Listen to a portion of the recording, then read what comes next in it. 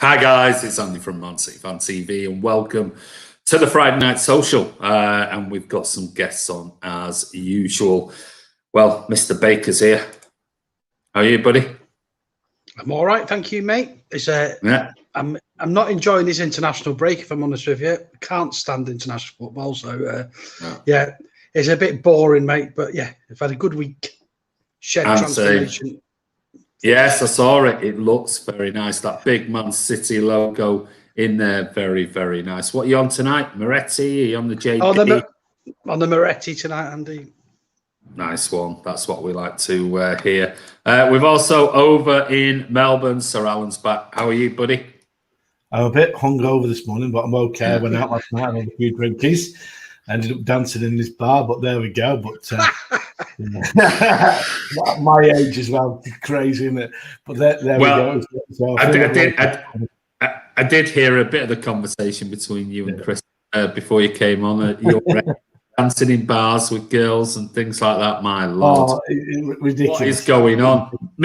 I was going to say midlife crisis, but it's sort of later life crisis. I think it's later life crisis. Yeah, it was. I felt a bit old in this bar today. I must admit. There we go. I'm sure you did at your age, mate. But anyway, we bring some youth and some beauty onto the mcfcfantv stream, and that is Yannicka. How are you? You all right? Yeah, I'm fine, thank you. How are you? Yeah, I'm good. How's it's Yan City? How's it going?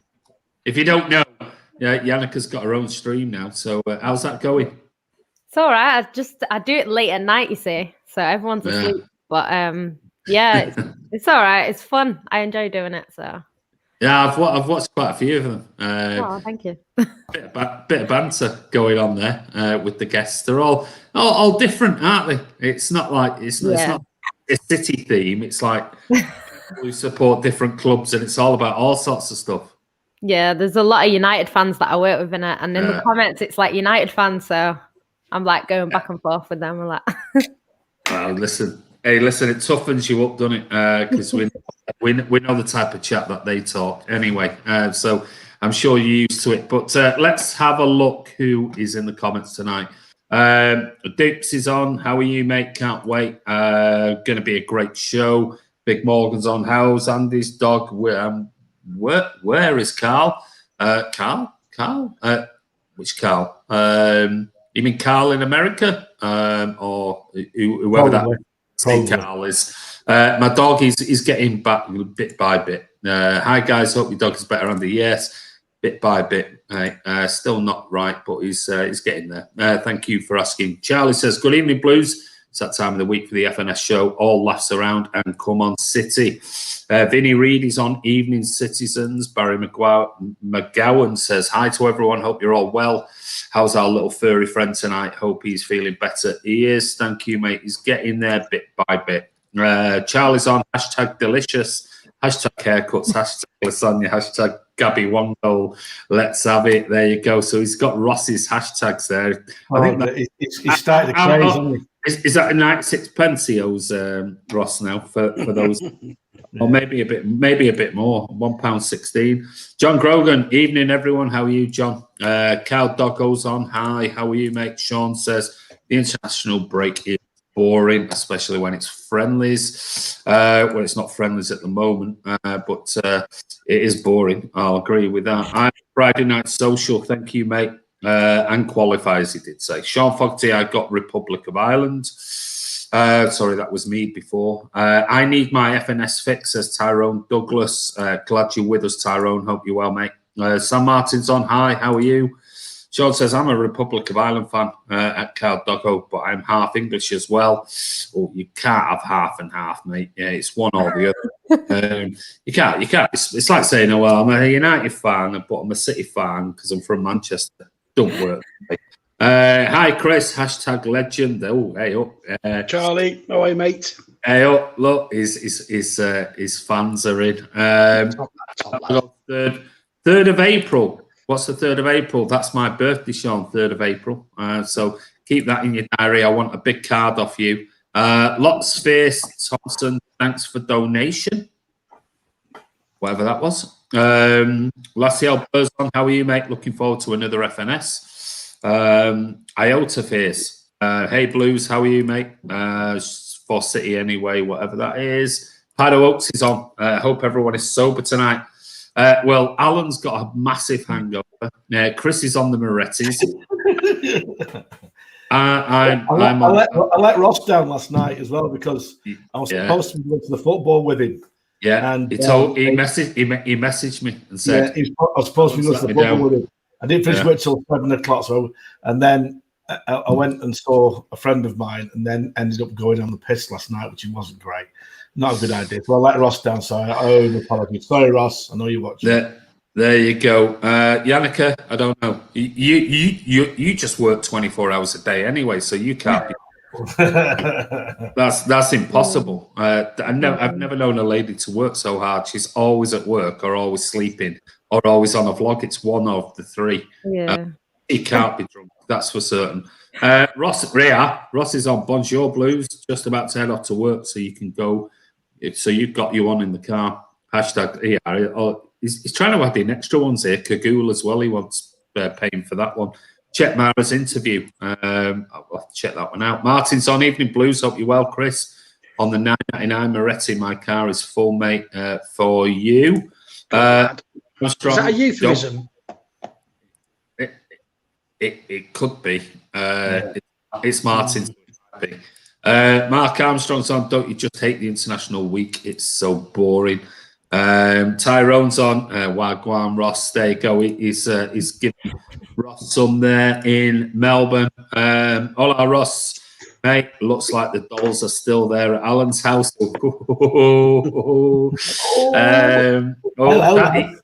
He was out last night, so we can get rid of the dolls. Don't look like he's got rid of them yet. Nice. Yeah, you had a good night out and didn't turn up for the match, or he's not happy with you. You should have been a 4-1 win as well. 6 games on the bounce they've won now. You should have been going to the Melbourne City match, shouldn't you? I know. I should have done. I forgot. And when he texted me, I went, "Oh shit." I don't know. Dancing in bars. Who posted his bail? These old timers shouldn't be going out. Iota Face Thompson, love Jan. There you go. Hi Martin, says Kyle. Hi Jan, says Charlie Everett. Not a girl in sight. Hashtag doll. He's not talking about the vlog. He's talking about probably him. Hi Andy, Ningy Wong. How are you, buddy? Hi Martin. Hope you're well. Bit of a chat going on. Let me go down. Abdullah's on. Abdullah, how are you, mate? Hope everyone is well. First time I get to watch a full show live, relaxing in my bed. I'm always. Is that in and out of your bed, or you're in and out of bed? I'm just looking at some comments. He's having a right go at me. Martin, I miss you on the stream. Thanks for coming over. Ray Fernley's on Evening Blues. Evening, Martin. Hope you're good. Ross. All week we're going to the match, get a babysitter, and an hour before the game he lets me down. Then I hear he was on a night out. Hashtag let down. There you go. Yeah. You never do that to your mates, mate. You never ever do that to your mates. I'm sorry. He's having the right go at me in on the comments. He's laying into me big time. Kex O'Neill says Fab 4. Thank you very much. Benny MCFC says good evening, guys. City till we die. Absolutely. Anybody else? SOS is on. Hi Jan, how are you? There you go. You're getting some fans on here. Maybe they'll come over onto your YouTube channel. Ross, let's have it. It's not an official hashtag. Hashtag shy. Kyle Smith, I changed my name from Kyle Doggo to my second name. There you go. You can't have half and half. You can't. Welcome again, Jan, says Ray Firmly. Was a donation somebody said there? Don't know what's that. Ross says, so Alan, you're dead to me. Mark the Blues says, hi Blues, how are you?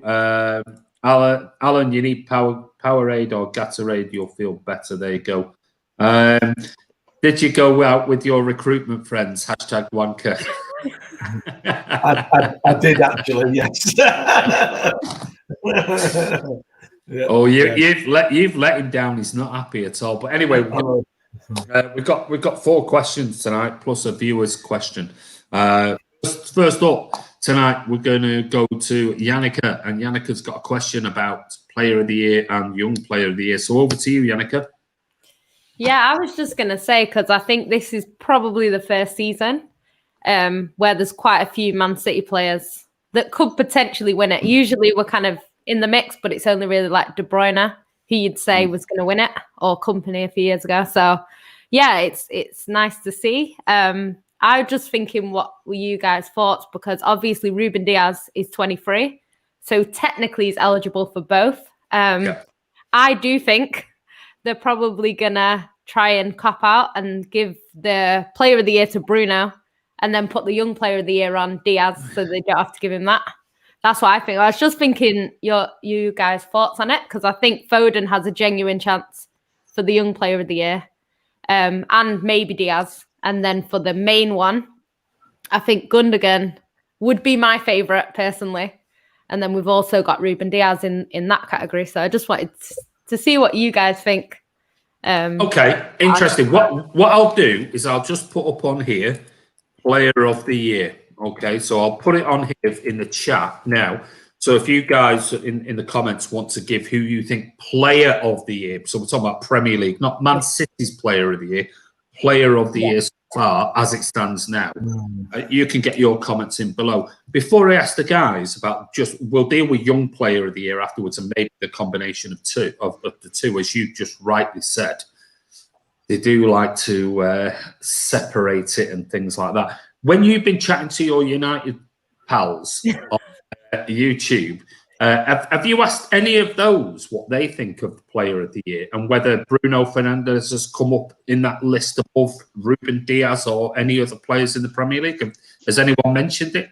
Yeah, we have spoke. I did a show last night with some Chelsea fans, and we were talking about, and they were saying for Young Player of the Year it's between Foden and Saka. They can't see past that. And they said for the main Player of the Year, I think they were more saying Gundogan than Diaz. They were saying Gundogan deserves it. But they can see Bruno getting it, because it's a little bit of a popularity contest. We know that from when Kyle Walker won it over Sergio all them years ago. So I think they kind of know that. But yeah, I think Gundogan is sort of, opposition fans seem to point more towards Gundogan than they do Diaz, which is strange. But then somebody else also said that Ruben Diaz by rights on another panel. I think it was a Man United fan, and he said by rights Diaz should win both. So yeah, it's kind of different, but people are sort of bringing up all them names. So yeah, that's interesting because we do know that normally we don't know what's happening this year, because normally if it's the player's player, if it's voted by the players, that normally they get their chitty to vote around about the end of January, February. This year, because of the way it's gone, maybe it's still the same. We don't know. I've not heard much about it, I'll be honest. But we do know even ex-footballers and current footballers have actually said, I've heard them say it themselves live on Talk Sport and others, saying that there is tactical voting when it becomes to player. But I do think there are a couple of players at City who I think neutrals would look at and go, yeah, I've got no problem with him winning it. But I do think Bruno Fernandes one is interesting. It's very interesting, because I do think he splits a lot of opposition fans, because he has been good. His stats are good, but he scored an awful lot of penalties. But that's not to decry from the fact that he has had a very good season for United, and by far their best player. So interesting. Alan, thought we'll deal with Player of the Year. And we don't know, we're talking here about, let's say, our thoughts. We're not talking about necessarily player's player, because you also get then writer's player, and you also get Premier League's player and things like that. So if we just say Player of the Year, right now, who would you vote for? Between 3 players, in my opinion: Bruno, Gundogan, and John Stones. No, not Diaz. So, no, I think he'll get the young one. Oh, interesting. Okay. What's the age limit on the young one? 23. Yeah. He's just in it. That's what I wanted to find out before he answered it, because that's why he answered the young one. I think you're right in Anakin in the way that I think Diaz I think he'll get the young one. I'll be honest with you. If I had my personal vote, player of the year to me for City is Diaz, without any shadow of a doubt. And that's because of the influence he's had on the whole team since he's come in. He's changed the way the attitude, the defence has been changed. The impact he's had on John Stones has been incredible, and the impact he's had on everybody else has been huge. So I just can't see past him. I know Gundogan's had a brilliant year, and he has had a brilliant year. But overall, if you're looking at impact, he's been immense. There's 23. It's frightening. It really is frightening. But I would say the player of the year is between Gundogan and Bruno. I think United, it never seems to go to us. But last year, saying that, the football writers went to KDB, didn't it? So yeah. Hopefully, they're a different different awards for players, and the players tend to want the players player. That's the one. See, I think we've got three players in the frame. I think we've got three players in the frame for both trophies: Diaz, Young Foden, and Gundogan, and an outside chance of John Stones. So John Stones has to be in that frame somewhere. How old is John Stones? 26. Yeah. I'll just come to some of the comments before I come to Chris. So I'll just very quickly whiz through some of the comments.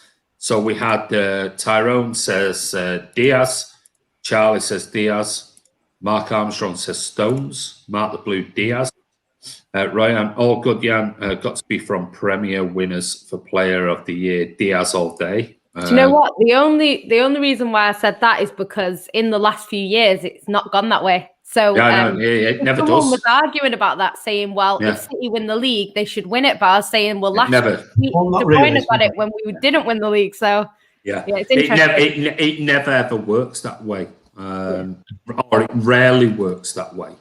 That it's a guaranteed nailed on somebody from the Premier League winners. But certainly, if it's for the player's player, because it is very tactical. I mean, footballers have come out and openly said, "Of course, it's tactical." There might be somebody you've had a bit of a barney with that year on the pitch game, and it might be, well, hold on a minute. You imagine you're a United player, and Bruno's had this brilliant season, or he might not have been as good as Gundogan or whatever, or better or whatever. You're gonna vote for Bruno Fernandes over Gundogan or whatever. Likewise, City players are going to vote for, and then you've got everyone else who's mixed. The amount of Chelsea players who don't like, who might have had a run in with Fernandes. You've got defenders that if he's dived for a penalty, and Mo Salah's done the same thing in the past, are going to go, we lost 3 penalties this season because of him diving all over.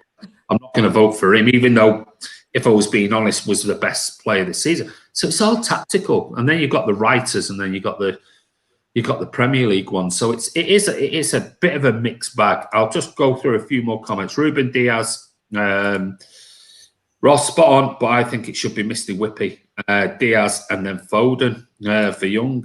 We'll come to Young player. We're just talking about player of the season. Got to be Gundo or Diaz. If Bruno wins it, then it loses all credibility. Interesting. Well, okay. Before we move on to any of the comments, Bruno Fernandes so far this season, 45 games, 23 goals, 13 assists.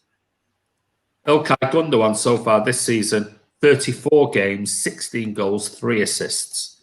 So if you're one for stats, Bruno Fernandes' stats. How many penalties? Yeah, that's the thing. So that he's a penalty taker. You know that he takes the majority of penalties and quite a lot of free kicks as well. And also he doesn't really perform very well against top clubs, does he? Yeah, he doesn't. And this is the thing. He's not as influential in big games. No. Yeah. So you can look at people going, well, he's this, he's that, he's the other. Stat wise, you'd look at stats and go, Bruno Fernandes has got almost double the amount of goals as Gundogan and more assists. But he does take penalties, and I don't know how many penalties he's took. Is it 12? I think it's 8. It's something definitely like 8 or something like that. Whatever. I think Gundogan scored more goals from a normal open play. Yeah. You would imagine those 23 goals, a large, significant number of those are from penalties. And I always, if you're a team in a year, and let's face it, he plays for United, who get 25 penalties. Well, if you score 24 of them, that's 24 goals just from penalty spot. You might only score 3 from open play. It is one of those for me. Carl Smith, he thinks Gundogan. Bruno, come on, Jan. It's not me. Henderson. Gundogan. Ross will never happen, though. I think that was about his 3 players. Player of the year, Ruben Diaz. By the way, did you see Gundo's goal for Germany? Yes. Yeah. I haven't seen it. I don't watch international. Let's go. Beautiful. Yeah. Bruno will probably get it like they're going to give it to a City player. Well, they might do. Both should go to City. Gundogan, says Adam Quinn. Kurt, hi everyone. Nice to see Jan on again. Thank you, mate. Ross says that Alan has just been awarded shit friend of the year. He is not happy with you, is he? Carl Smith says Cancelo.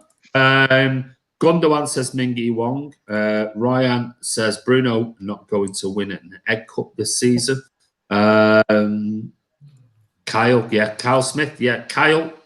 We know Cancelo, who decides the results of player of the year? Well, it depends on which award, because you got, like I said, you've got writers, you've got players player, you've got Premier League player as well. So it's sort of three different competitions. If we win the quadruple Diaz for Ballon d'Or, I'm voting Diaz for Stones, Gundogan or Cancelo. Jan, nice to know how the enemy thinks. There you go. Young player of the year is meaningless when 23-year-olds come in. I must admit, I'm with you on that, Kurt. I'm sort of like 23, young player of the year. Yeah. It should be teenager, and that's it. Once you hit 20, you're a man, and that's it. I don't believe in this 23-year-old nonsense. He thinks Diaz, Dupes thinks both of us should go to City, Foden, Diaz, Gundo. Hi, Jan, beautiful FC. Ooh, hey, Dupes. Dupes is in there on Jan already. Foden for young player. We're going to go to young player in a minute. Hernandez should get player of the year, as Trafford has done sod all the season, just like usual. Thinks we've gone back to the basics of football, like Delph once said. Yeah, we'll talk about football there. Stones for his turnaround in his game. So there you go. Chris, what are your thoughts on player of the year? Not what we think the players will vote for. If you had to vote now, who would you vote for at this moment in time as the player of the year so far? Well, I think it has to be a City player, if I'm honest with you, because we've been consistently that good so far this season.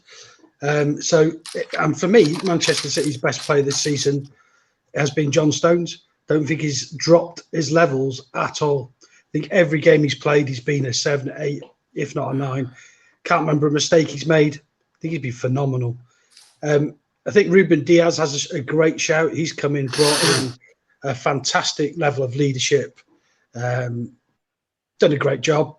Gundogan has to be the other one, because he continues to chip in with his goals and his way he controls the game further up the field.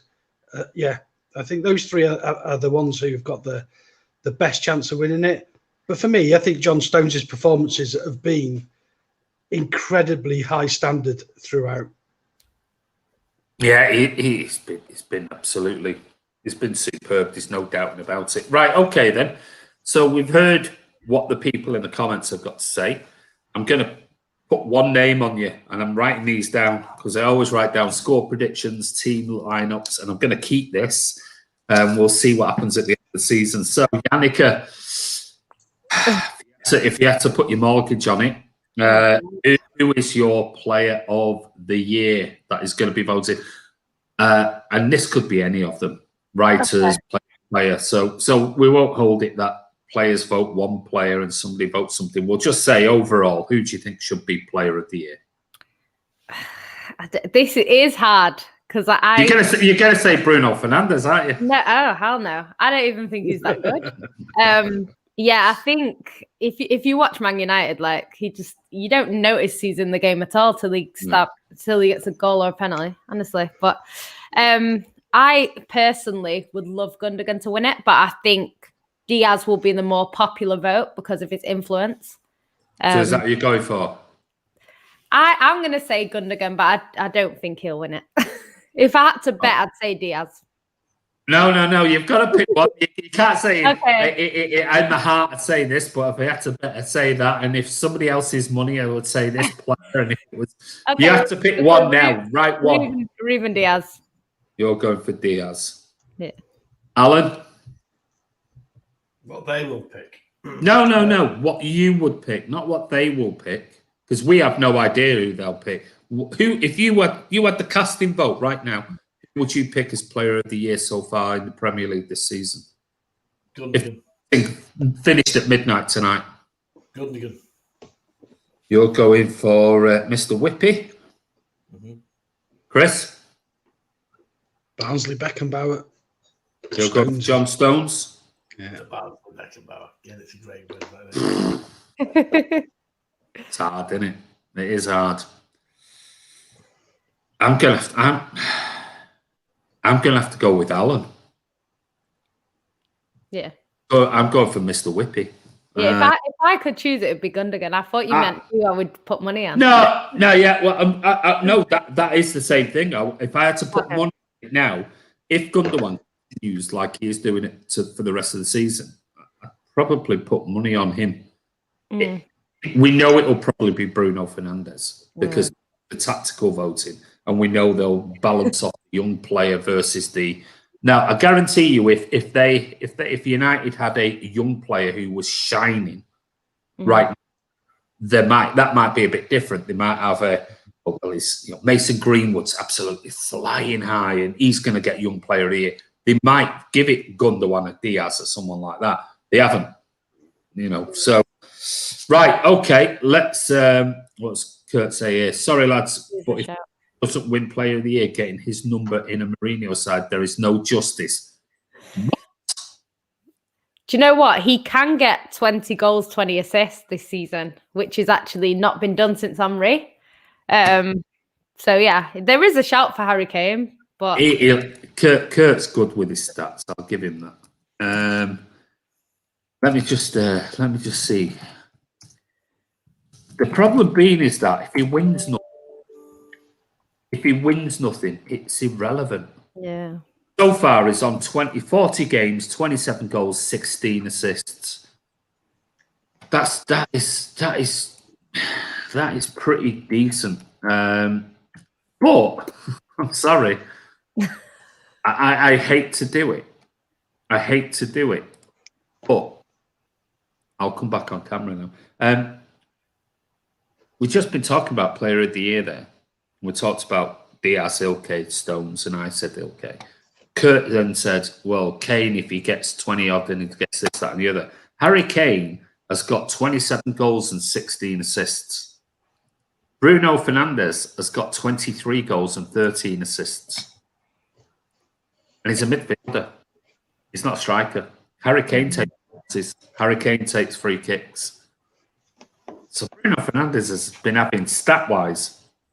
If Harry Kane is doing so well as a striker who takes penalties and takes free kicks, Bruno Fernandes takes penalties and free kicks, but he's a midfielder.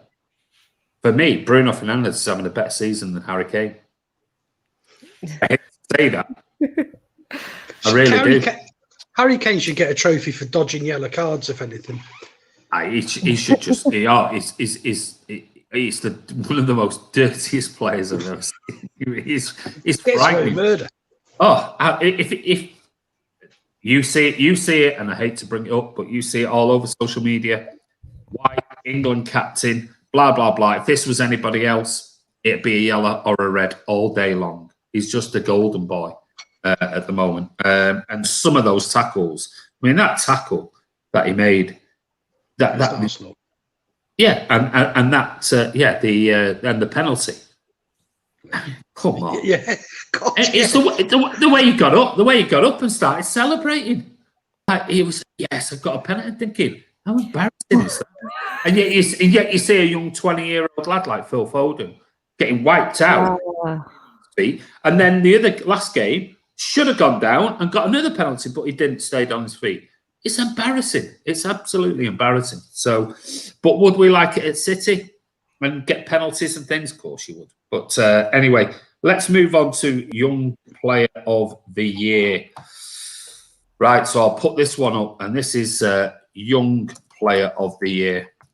And again, there might be tactical voting when it comes to the end of the season. So, Yannicka, who, if you had to choose somebody, would win Young Player of the Year? I'd love Foden to win it. I think if Diaz doesn't win the Player of the Year, he has to win the Young Player of the Year. I know he's a little bit old, but I don't think you can kind of look past him this season for the influence he's had. I think the other options are obviously going to be the usual names. Saka for Arsenal's been great. Mason Mount for Chelsea's been decent. So there'll be a few. Neto for Wolves. So there's quite a few different names in there, but I'd love Foden to win it. You know, he's fearless. In the big games, he's turned up.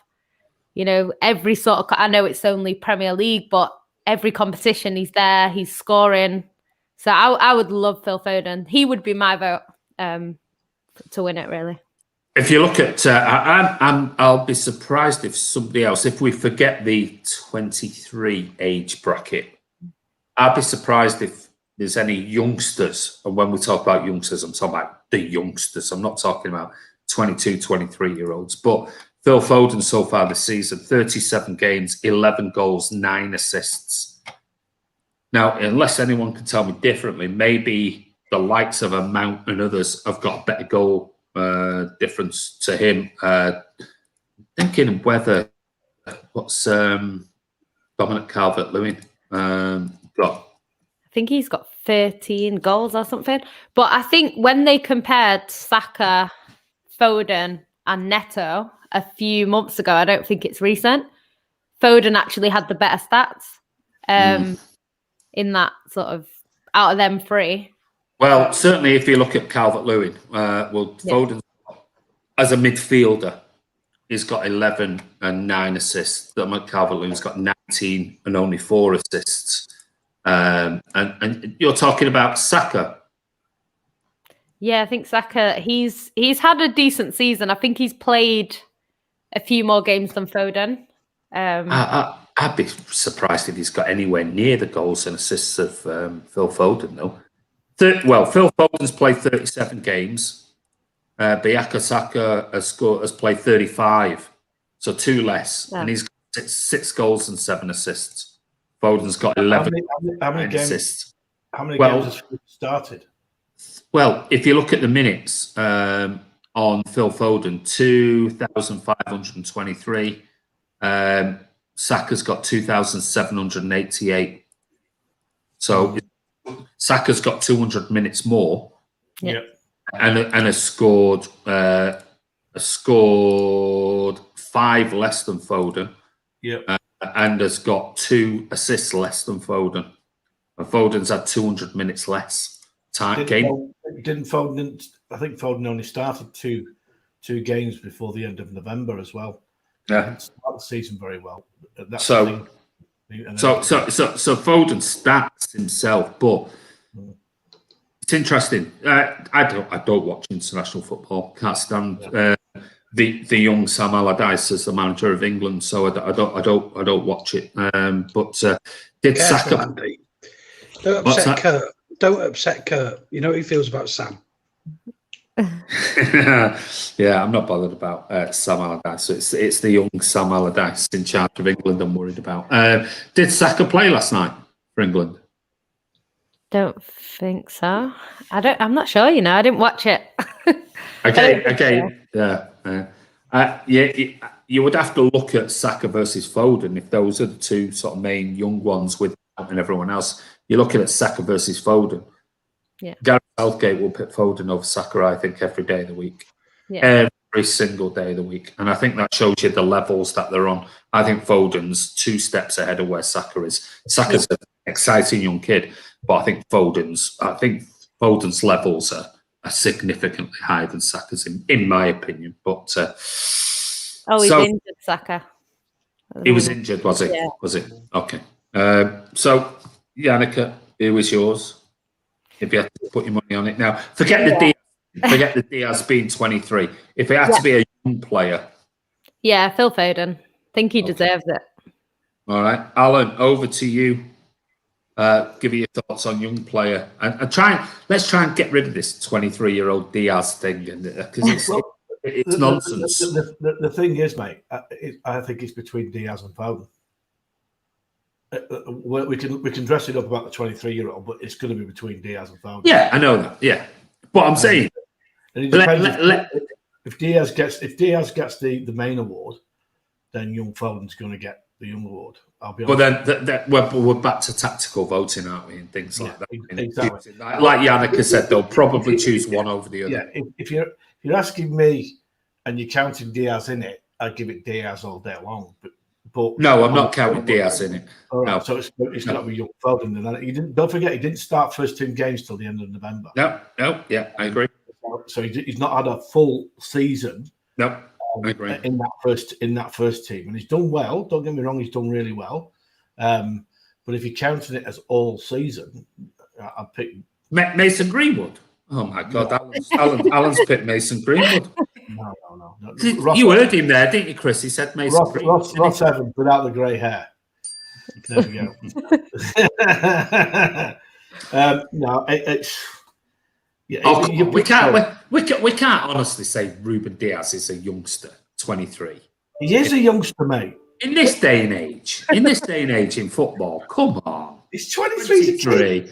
It's nonsense. It's garbage. You would. I tell you what. If you were stood in front of Ruben Diaz, would you call him a kid?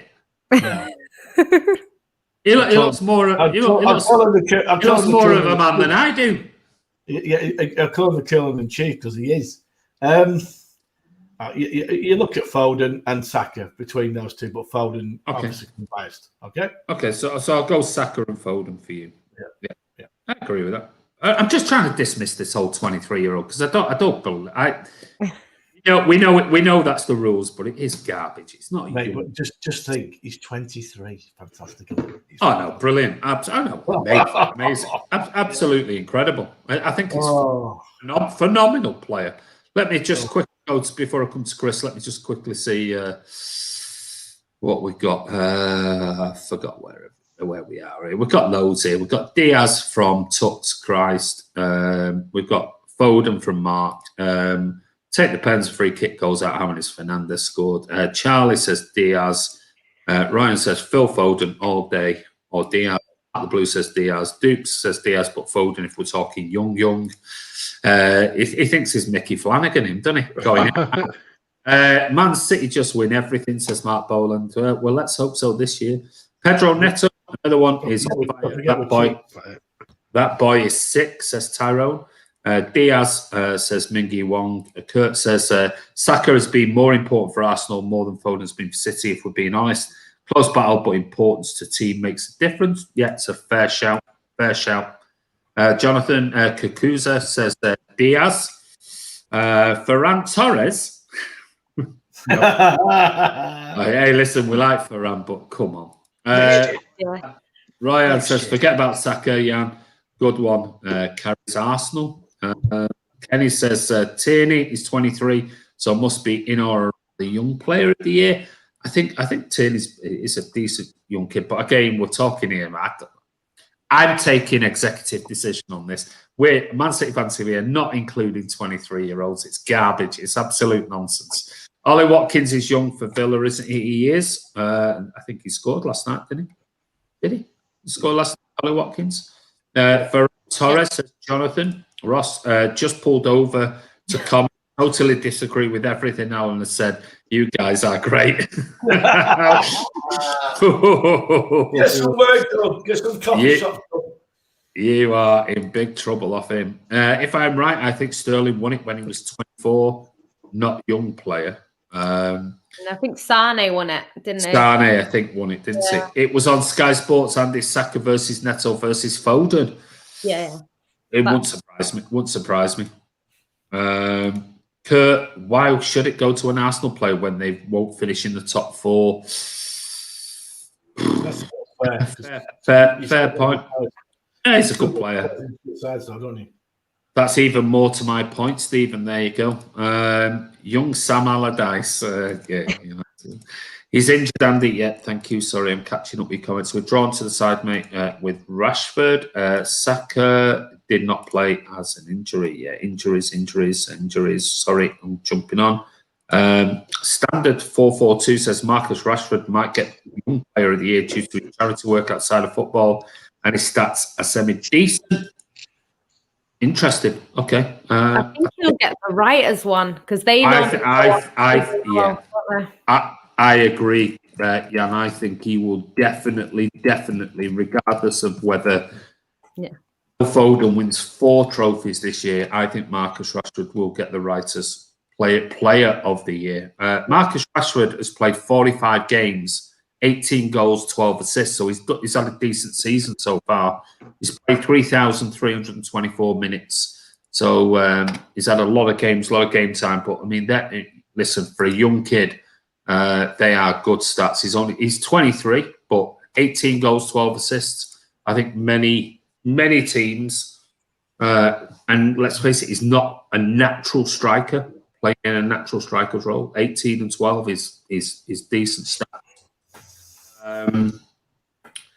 Let me just see if there was anyone else on there. Foden. Dupe says, Rashford has to win an MBE. Writers Award. Chris, who would your young player of the year be right now? It has to be Phil Foden for me. Although I think there are some. Kurt made a good comment about Saka, meaning more to Arsenal than maybe Foden. But I think you could say the same thing about Mason Mount. I think he's had a terrific season. I wouldn't be surprised if he won it, actually, Mason Mount. But really, for me, But for me, I think Foden's had a real coming of age season. He still probably could be playing more games, but he's in a squad where rotation is very heavy, and I think he has proved himself. He's played in some very important games this season. Like Liverpool aways, and he has been picked for the tougher games. So progressing nicely. I think he's had a real standout season. So I'll give it to Phil. On Mason Mount, Phil Foden's played 37 games, 2,500 minutes. Mason Mount's played 39 games, nearly 3,000 minutes. Phil Foden's got 11 goals, 9 assists. Mason Mount's got 6 goals and 6 assists. So I'm just throwing in the stats. I don't know. I know he's played very, very well, Mason Mount. So he's definitely in with a shout, without a shadow of a doubt. Well, for me, it is Foden. I'll be honest, that'd be my vote if I had to cast it right now for Young Player of the Year. But we are dismissing 23-year-olds. So if it was 23-year-olds and Bruno Fernandes wins Player of the Year, it would be Diaz at 23 for me. So, interesting. Great questions, Yannicka. Right, moving on to the next question before we have a quick break, and that is Alan. And this is about the CFG and about growing over the next 5 to 10 years. So over to you, Alan. My question is, where do you see the CFG, i.e. City Football Group, being in the next 5 to 10 years and the impact of the growth? I'll go Andy first. Oh, come back to me in a minute. All right. Did you get your facts right? Yeah. No. I'm just looking at the community chat. Sorry. All right. Okay. Three things at once. I'll go. Go to one of the other ones first. Go to Yannicka first. Yeah, I can only see them growing more and more. I think Africa might be the only continent where they don't have a club so far. So I can see them getting a club in Africa. Which country, I don't know. But I could definitely see that happening. I just think they're going to grow and grow. And, this the club is so well run from top to bottom. Like, I just think it's just going to be, you know, trying to dominate the world, really. I think obviously Man City are going to always be the biggest one, you know, because the other clubs are not quite at our level. But yeah, I think I could see them getting a few. That's just one. They might get 2 or 3 in Africa because of how big it is. So I don't know. I think they'll just sort of take over a little bit. I know in England you're not allowed to buy more than 1. So I can't see them kind of doing anything else in England. I think they'll just stick with Man City. But yeah, I could just see them growing in that way. Obviously, Man City, I think when we win the Champions League, it puts us on another level. So we need to do that soon. And yeah, I can just see Man City continuing. I don't think we're going anywhere anytime soon. If you look at the players that we brought in, you know, Ferran Torres, young, Phil Foden, one of the best players, you know, in the country, and he's still young himself. We've got Ruben Diaz, 23. So I can see us dominating a little bit. Not saying we're going to win the league back to back, because I think there's a lot of competition. But yeah, if we get Haaland, we're laughing. We're actually laughing if we get him. But whether we will or not, because he's going to cost a hell of a lot of money, I don't know. But I think if we get him in, you know, the other teams, I don't think have much of a chance next season, if I'm being honest. Okay. Interesting. Let me just bring in a couple of comments here. Kurt says, might be controversial, but I couldn't care less about CFG. I'm a City fan, not a CFG fan. Martin says, this sounds awful, but it isn't important to me, only Man City. Hope they do well, but MCFC is only for me.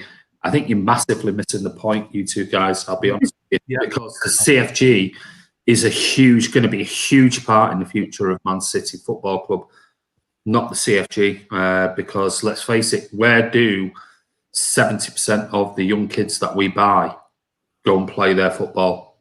They don't play it at City. They go and play at the CFG clubs, Girona, NAC Breda, South American clubs. And unless we expand the brand and we buy these young kids who are absolutely exceptional from South America, and they can't get a work permit to come straight to Manchester City, they have to go and play the football somewhere else.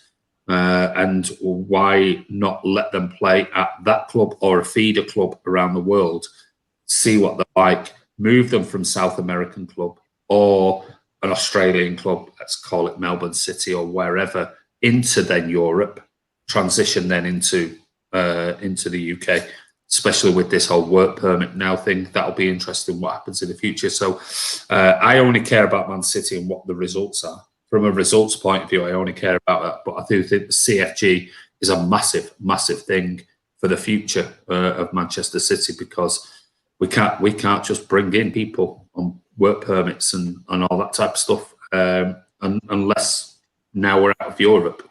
Things change massively with the immigration rules, and maybe it will. Maybe there'll be no issues, but I've got a feeling CFG will play a big, important role in the coming years at City, especially with the youngsters, because we are going down the Chelsea route. We have gone down the Chelsea route of buying the best youngsters in the world, and they're not going to play for Manchester City immediately unless they're sensational and play international football. We've currently got 11 clubs, whether it be a partner club percentage or full ownership around the continent. Africa's the only continent that we haven't got, so that's going to change. And the long-term investment by having those clubs in revenue terms as far as the City Football Group is huge. It will lift that revenue up by 60% in the long run.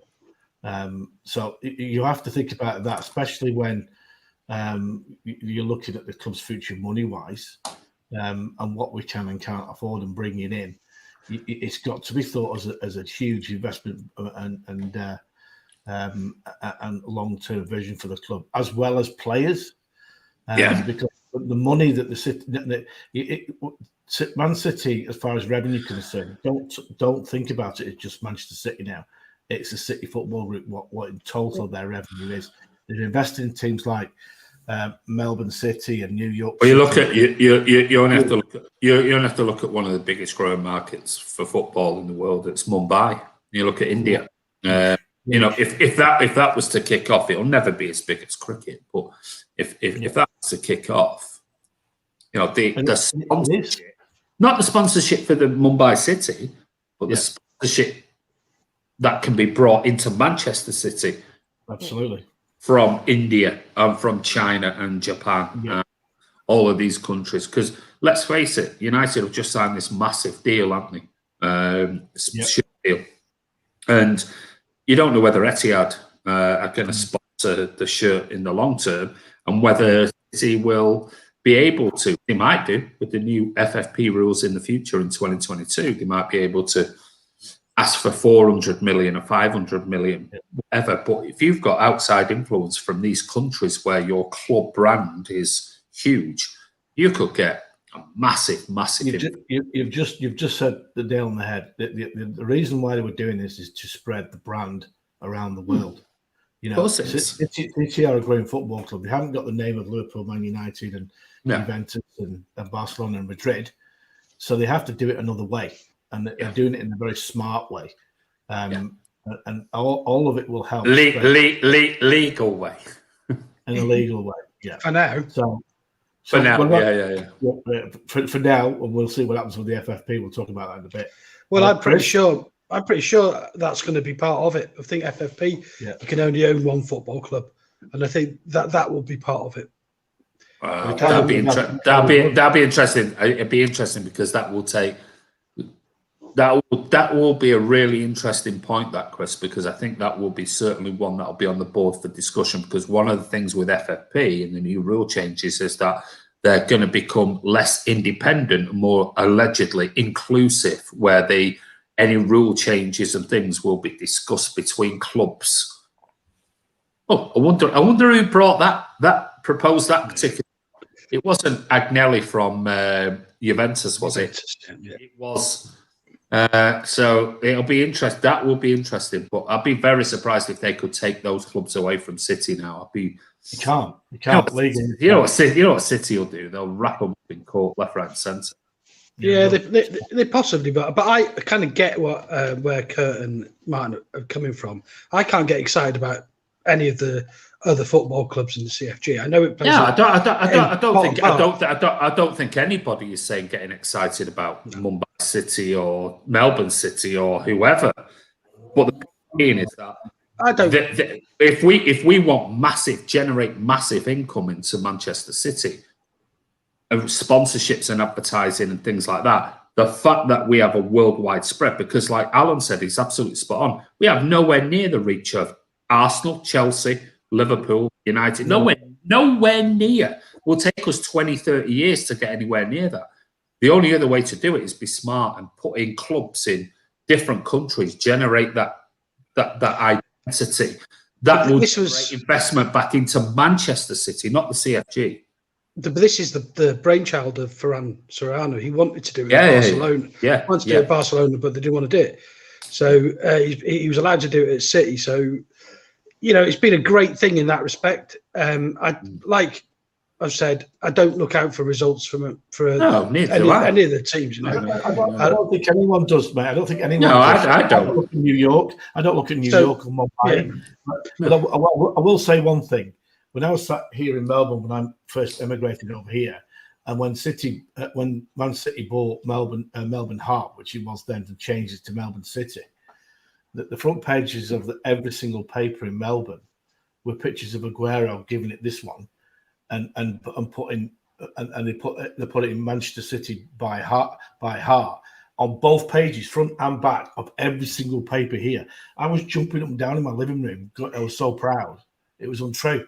Because I've seen years and years of United shirts everywhere, Liverpool shirts everywhere, and all of a sudden, the TV programs were all about it for weeks, and that's branding. And then they said they were going to change the colour. They had an argument about the colour of the shirts with Sydney, saying Sydney owned the rights for Sky Blue, and then they ended up winning that after a year and a half and changing the shirts to Sky Blue, which a lot of the Melbourne Heart fans didn't like because United fans and Arsenal fans had them. But the whole brand, the idea of it is to spread the brand and to get long-term fans, new fans to the club. Because let's face it, You go to United, you go to Anfield, you go to Arsenal, go to Chelsea. There's thousands of international fans there every home game who are visiting the country to go and watch the teams that they've adopted, supported them. And that's revenue, huge revenue, huge. And that's money. And City are trying to get that and get new fans that way. And I know it's like, oh, they're not from Manchester, blah, blah, blah. But if we're going to compete on the big stage with these big clubs and grow it to that level, we have to do that. We have to do that. So I must admit, if I lived in New York, yeah, I'd still be a Man City fan, but I'd follow New York City. If I ended up moving my business to Mumbai, I'd still be a Man City fan, but I'd follow Mumbai and I would go watch. You'd go watch it. That's what. Like you do. Of course I would. Of course I would. I'd try and support the group. I'd still be.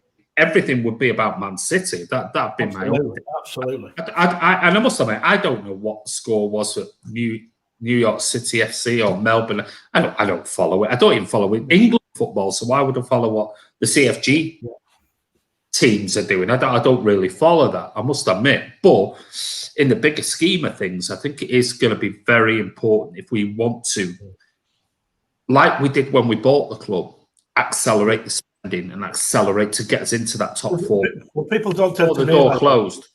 The digital TV, the Sky TV, and then Foxtel over here, and Fox in America and wherever around the world have got all these now satellite channels that have brought the Premier League into people's homes around the world. That didn't used to happen before 1993. So the older ones of us here, we never thought of it. We're from Manchester, we're City fans, and we're not interested in anybody else. But you've got a situation now where every football club's beamed into every household and every pub around the world, wherever you go. And now, because I live overseas now, the Premier League is enormous over here. Enormous. Everyone's got a team. And that's the same in every single country where you go. And that's money. People buy shirts, etc. and merchandise and go to travel to England to watch whatever team they support. And that is a lot of money. A lot of money. It's changed. The game's changed completely.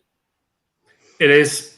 Well, we'll see what happens. Yannicka, what are your thoughts on the CFG? Yeah, like I said, I don't mind. Like, I think that's the reason, like Alan says, I think that is the reason why they've started this, to kind of gain, I don't know, it could have even been in the beginning for sponsorships, and then they've decided, oh, it's going to work, and I think it's one of them things, especially if you've got the money that Man City have or the owners have, it's like they'll do it in one country and then they'll think, oh, that was a really good idea. So like Africa, for example, I have a lot of friends that are from Africa, and they all support Arsenal, Chelsea, Man United, Liverpool, because at the time, obviously, it's massive. Like even Kelechi Iheanacho, when he was at City, he said that he couldn't afford Premier League football because it was more expensive. So he used to watch La Liga. But they will all put their money together and go to watch. And obviously, Chelsea had a lot of African players. Same with Arsenal. So it's one of them things where if Man City can get a club there and attract more fans, like you already see it when you go out.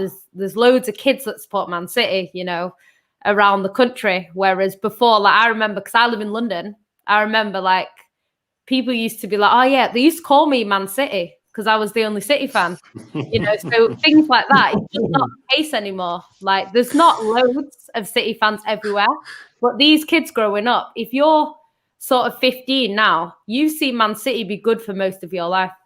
So, it's just in 10, 15 years, a lot of these young footballers are going to be, oh, I'm a Man City fan. I grew up watching Man City. And that's why you got people like Ferran Torres. You've got that Gio Reyna. I know his dad played for us, but that Gio Reyna at Dortmund, he's a big fan of Man City. So you're seeing them already coming through. So I think in the next 10, 20 years, there's going to be a hell of a lot of City fans. But if they can use CFG to kind of make it a worldwide influence rather than just in the country, then they'll do that. I don't really, like you guys say, I don't watch the other results. I don't really pay much attention to it, but you know, it's good for the club, and you know, I think as much as that grows, Man City will grow. So, correct. Yeah, I can't really The one thing that does piss me off though is how come New York City always have better kits than we do? No. I know that I've always said that their kits they always look brilliant. Yeah. I know they're awesome. But they did start off though originally with Adidas, didn't they? I don't know what. I do like Adidas more than any other. I know, but I think with Puma now. Yeah, I don't know. I don't know, but I know they had to start off because of the contract with Adidas and their kits were really, really nice. And we were having, I think we had that crappy kit, and it was like, oh, that first year night kit, and it was like, oh, yeah. This is it was. Their kit was absolutely awesome. I know. It was brilliant. Yeah, when David Villa played. It was when David Villa played, wasn't it? And it was like, that's a nice kit. Yeah, I know a lot of City fans that went and bought them. Thought it was a better kit. And I get like Melbourne City last year had a better kit than Man City's when they had that purple here. They had white on here with the blue. Well, with the white and blue, it was looked better than the Man City kit. I went, what are they doing? What are they doing? Ross has put there that the whole league has to wear Adidas. Now that's the same with baseball and American football, isn't it? They have to have one kit supply for every team. It is America. Oh, they are. So they are. So there it is. New York is still with Adidas. Shows you I don't follow it. I must admit, I don't follow the football. It's actually not a bad arrangement, that really. If you think everyone's on Adidas, they do have though the wage cap and salary caps and things.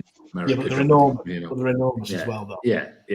It's but it's interesting. Everyone will have their opinions on it. I mean, listen. I don't even watch England. Never mind watch foreign football, things like that. I know people are obsessed with it, but I don't watch anything. I only care about Man City. But on the CFG thing, I do think it's a great way of accelerating the brand globally. Absolutely. And what that does is it does bring in potential sponsorships, not for the CFG, but for Manchester City, and bringing in more sponsors, which brings in more revenue, which means we can spend more of our oil money that everyone keeps saying has been, Sheikh Mansour has invested in there. I was having a right bit of banter. Well, banter. It was like crap banter with some on YouTube on the channel was going on about oil money FC and things. And I said to him, look, if you're that intelligent, you want to come on, show us your bollocks, and come on tonight and talk about it. Then more than welcome. No.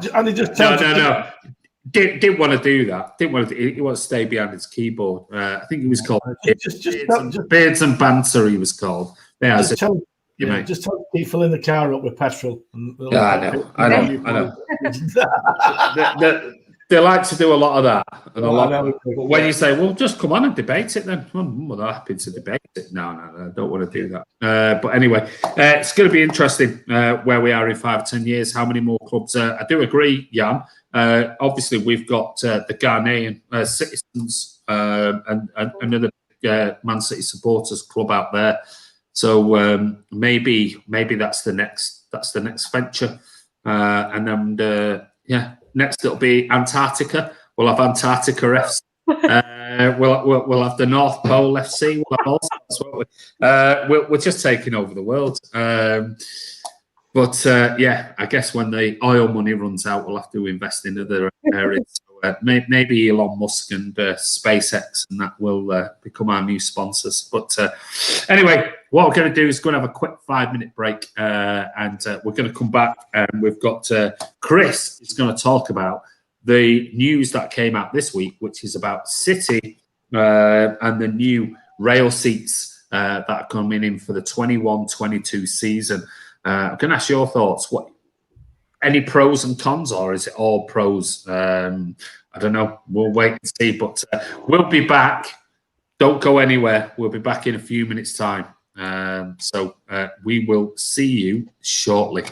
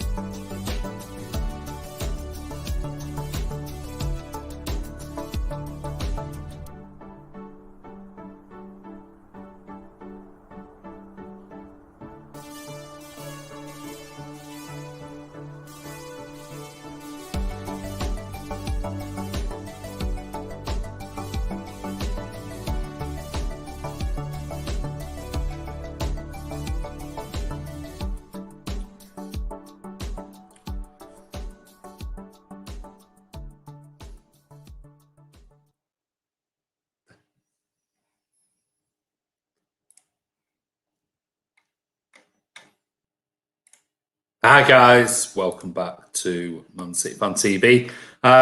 Let's bring the guys back, and Alan's back, Chris is back, and so is Yannicka. So let's just see whether any of the comments that came up in the break. Standard 442 said, "I miss King Clancy."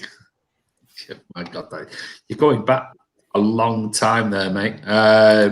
You have to go now. Hit the subscribe button and stay safe. All good night. Good night, Sean says SOS. Right. Charlie says City. New shirt, Alan. Oh, hey, somebody did it. New shirt. They are. New polo shirt. There's no prizes tonight for swapping of shirts and things. That was last week at social. So there's no prizes. I hope everyone has got their prizes. I did get some emails back from who else? Michael Feeney in Dublin. He got his prize and loved it. And I think Sean got his signed football. He got that as well. And so I hope you enjoy that. And also, who else was there? Carl Buxton, I think, has got his. Alec Johnson has got his as well. So I hope you enjoy them. But anyway, on to the next question. It's going to be quite interesting. And this is all about the new rails seat. Chris, over to you, mate. Yeah, so this week the club announced that there's the introduction of just over 5,500 rail seats in the South Stand. I think it's a pretty good idea, considering that pretty much everyone stands anyway. So, you know, this gives far safer for the people there. And if it was up to me, I'd have it on the lower tier of the whole stadium as well. But maybe in time that will come. So my question to you guys is, are you happy to see that it's come? And also, are there any other improvements you'd like the club to consider? So I'll go to you first, Jan. Yeah, I do like the idea of being able to stand at football. I think everyone does it anyway. So the fact that they won't be kind of telling you to sit down is probably a good thing. I agree with you, Chris. I'd like it everywhere. Me and my dad are very split on it. He is getting old now, so he's like, I can't stand. Whereas me, I want to stand the whole game. So it's kind of, I sit in Colin Bell, but if I did sit in South Stand, it'd be great. But yeah, I don't think my dad would move unless it's one of them where it's at the end of the standing and then there's a seat next to it. That might work, but yeah, I don't think I'll be stood up. But yeah, I like it. I think it's a good idea. It's been a long time in process. I think it's been like 8-10 years, something like that. So yeah, it's nice. I think obviously they can't actually enforce it yet because they've not agreed, but they're going to have it there. So when it is agreed, you know, you can just stand. But I think people stand anyway, so it just makes it a little bit safer. I think these have been put in with the hope, the anticipation is that safe standing will come in. But because I think they're still going to expect people, you know, to sit down officially, but that's just not going to happen in the South Stand, and rightly so. It just makes it a lot safer. So yeah, I think personally for me, it's a great idea. Is there anything else you'd like the club to consider doing to improve maybe atmosphere or anything like that in the ground? I don't know. If you don't sing, get out. No, I'm joking. I don't know. It's one of them because it's like where I sit is quite quiet. It's so annoying. Like if you sing, you can hear yourself. So it's not good. But I don't really know what they can do. I think standing up definitely does improve it. Away days, you stand up the whole 90 minutes. You sing constantly. I think once you sat down, you know, people are eating. They don't tend to sing as much. So yeah, I think it definitely will improve the atmosphere when that comes into play. Definitely. But yeah, I don't really know what else they can kind of introduce at the moment. I might think of something. But for now, well, I think I know a man who does, so I'll go to him. Alan, God Almighty. I'll start with the standing areas. I was lucky enough to go to the Spurs away game in the Champions League when I was over in England. And the safe standing in the away end, and I saw the wall, as they like to call it at Tottenham, the cock end, had literally half of their stand was half of their stand was had that in full standing, and it's a brilliant idea. They have the fence in front of you, and the seat behind you that's higher, and you can just lean back on it if you wanted to and watch the game. It's a great idea, and I think it should come in for every single football club in the Premier League next season. I don't think there's any excuse for it now, to be honest with you, because everyone's got their own seat. The idea is to have everyone have their own seat in areas so they know who's where and where, and that way they can get in and out when they need to. I think that how to improve the Etihad for atmosphere is a few things. I would personally, I know it's controversial, but I'd like to move the family stand up to one of the third tiers out the way. I think because night games it's difficult for kids to come at night games. One, because it's a school night. Two, the fact that the fathers or the mothers going home from work from Manchester to go and pick the kids up and then come all the way back, it's just too hard. And it's late when the games are finishing, and getting home is a bit of a nightmare from the Etihad. So you're not getting home till after 11 o'clock sometimes, which is too late for the young kids. And I think they can move that out of the way, because I hate seeing the left-hand side of that ground on TV over here, when it's, there's empty seats everywhere because the kids are not there. And if they've got season cards there, the people don't use the kids' seats.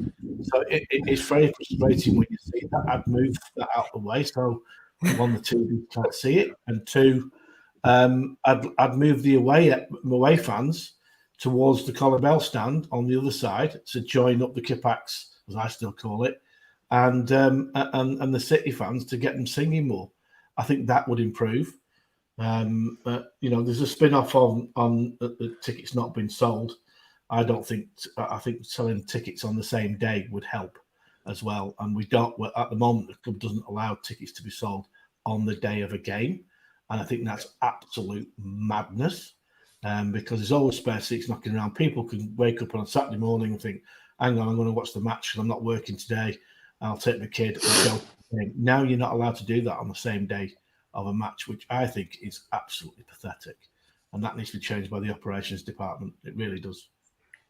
Yeah, well, I totally agree with you on that, Alan. It's I don't understand it. I don't understand their mental. They're saying you've got to have a citizen's card. It costs you £30 to get that, and then pay for a ticket on top. It's absolutely ludicrous. I just don't get it. No one's gonna pay for an identity card membership and then a ticket on top on that day. They're just not going to do it. I don't understand where they're coming from. I understand they want to have records of people's addresses, names, addresses, and all that sort of stuff. I get that. There's got to be a better way of doing this. There really has. When you can go to Nou Camp, I go on the internet now, I can book a ticket for Nou Camp to watch Barcelona, obviously not without COVID, on the internet, and they don't know who I am, and I can just get a ticket straight out. And Real Madrid's the same. And you're thinking, well, what are we doing? Seriously, we're stopping fans from going to a match. We are stopping fans from going to a match. And some of them are not lucky enough to go every week. It's just crazy. It's absolutely crazy. I don't get what City are doing. Do you think the club need to look at the people who only turn up really for your United game, your Liverpool game? The ones who don't turn up for the big. Do you think they should do something about that? Well, there's a lot. I hate to say it, there's a lot of season ticket holders like me. I'm a season, and I rent my card out, right? There's a lot of season ticket holders that don't go to every game. They just get one and keep it because they don't give it away because they're scared of losing their seat. But they should have responsibility to make sure that seat have someone in it. But whether that's going to change now after COVID, I don't know, because we all know what happened after that. The same person's got to be in the seat. Let's hope that doesn't happen once we've had the injections. But because every club will be in the same situation, I promise you. I just think that the club need to look about. There's plenty of fans that that maybe work on Saturdays every now and again, or they work on shifts.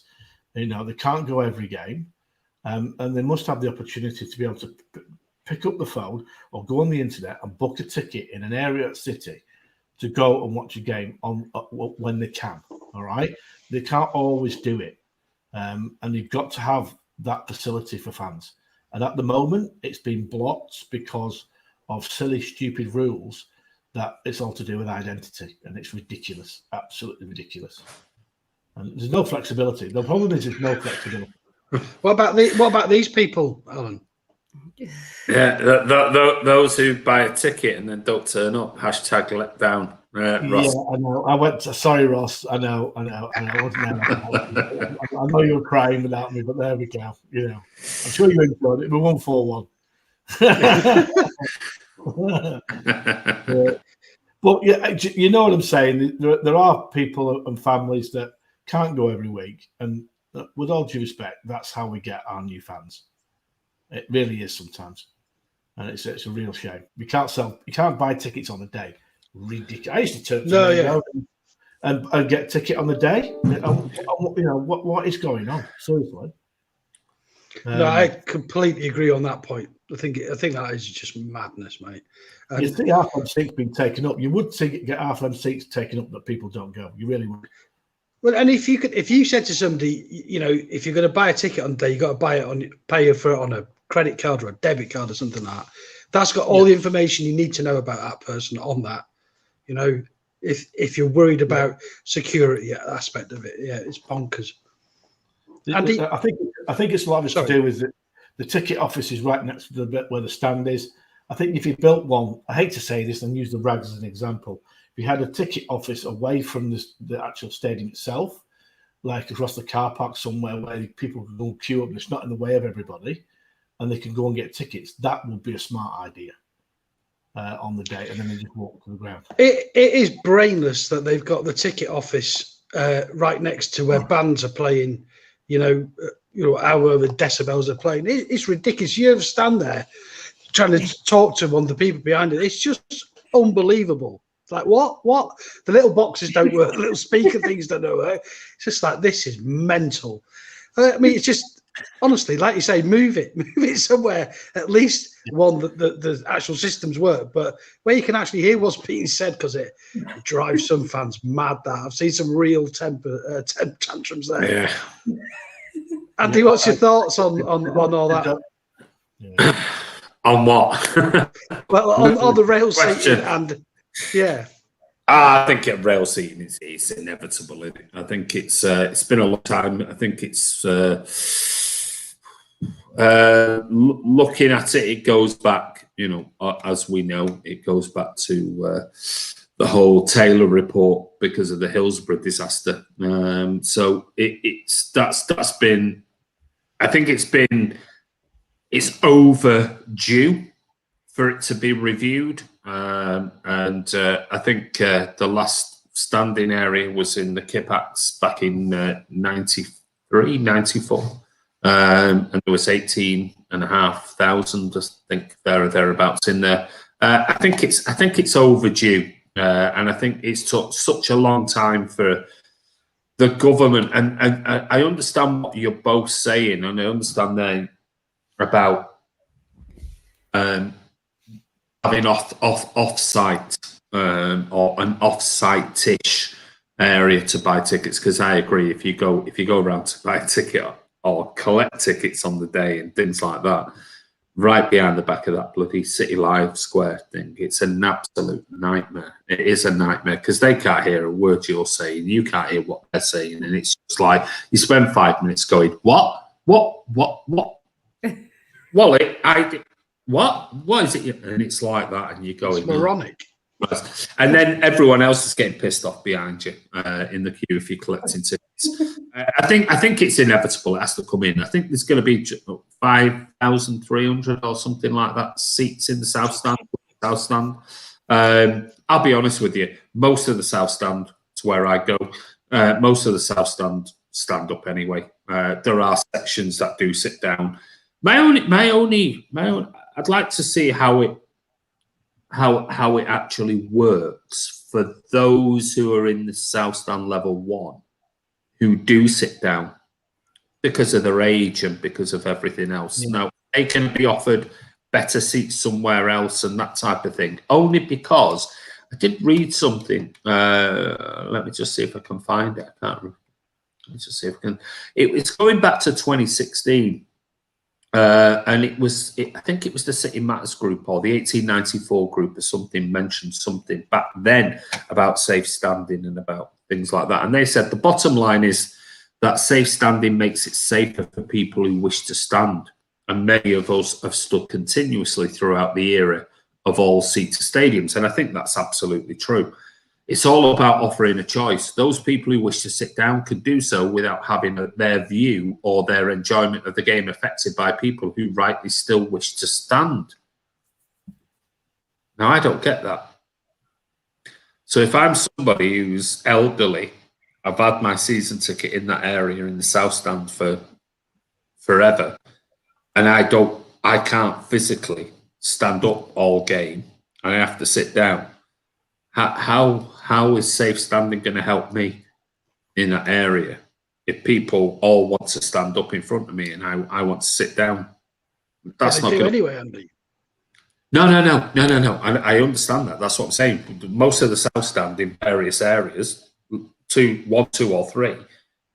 I'm normally in 3, 1, 6. We all stand up, but in the lower, they're all standing up, Andy. They do. They do stand up. That's what I'm saying. But what their explanation was the explanation of the 1894 group was, well, people will have a choice then. If they want to sit down, they can sit down. Well, yeah, they can, but everyone's going to be stood up, you know. So I don't think that sells it in that respect. But I do think that I do think when the rail system comes in, I think what they need to make it absolutely clear is that 99.9% of people in that area are going to be stood up, and we will move you to another section of the ground if you need to sit down, because there are going to be people who need to sit down. They can't stand up for 90 minutes or 45 minutes. So there are going to be people like that, and they might be the only season tickets they can get or afford.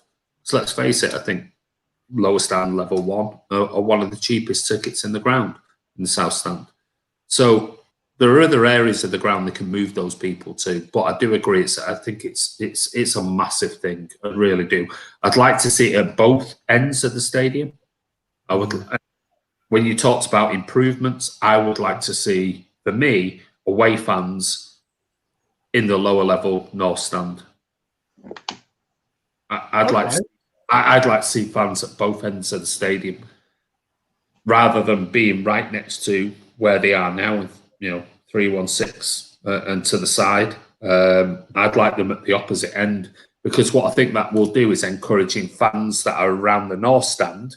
South Stand are always going to sing, always going to sing. I think that will generate a bit more atmosphere down on either side of the North Stand and the East Stand, the Colin Bell Stand, sorry, and those around above, to generate a bit more singing from that side of it, per se. I don't think that's going to happen. I don't think it'll happen. But you're asking the question.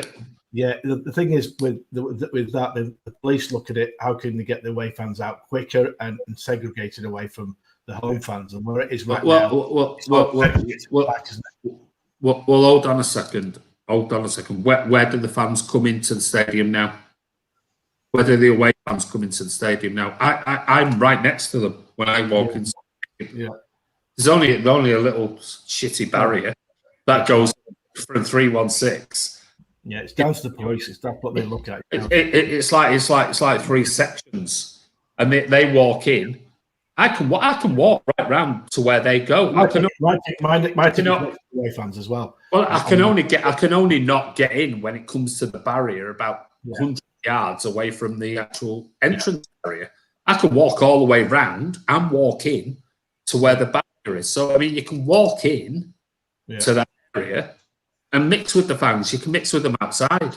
There's no police segregation and things like that. You can mix with them quite easily. So that excuse for me is a non-starter, because you can just do it in the North Stand area.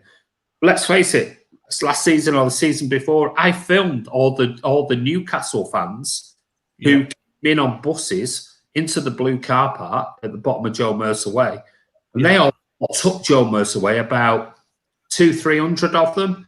with a police escort, all chanting, you know, come on, City and all that type of shit, as they came up, and I filmed them, and they were giving it large, right, walking right the way past Somerby's bar and everything else, giving it all this, come on, but they had a big, massive police escort. Now, they walk all the way around Somerby's bar and walk all the way around there. There's no issue with segregation. If you police it right, if you barrier it right, there's car parks there. Now, I know there's going to be this potentially new big auditorium and things like that being built towards that side of it. With new car parks there, that'd be all tarmac, won't it, with new car parks as well? Yeah, there's going to be no reason why you couldn't do it. You could have one entrance that goes into the North Stand, and that's solely for away fans. I mean, they can do it if they want to do it, but they won't. But that's my suggestion, would be put the away fans behind the goal in the North Stand lower tier and move the family stand one up or to the side or wherever. I'll move it out of the way. I'll move it out of the way to the side. So Oh yeah.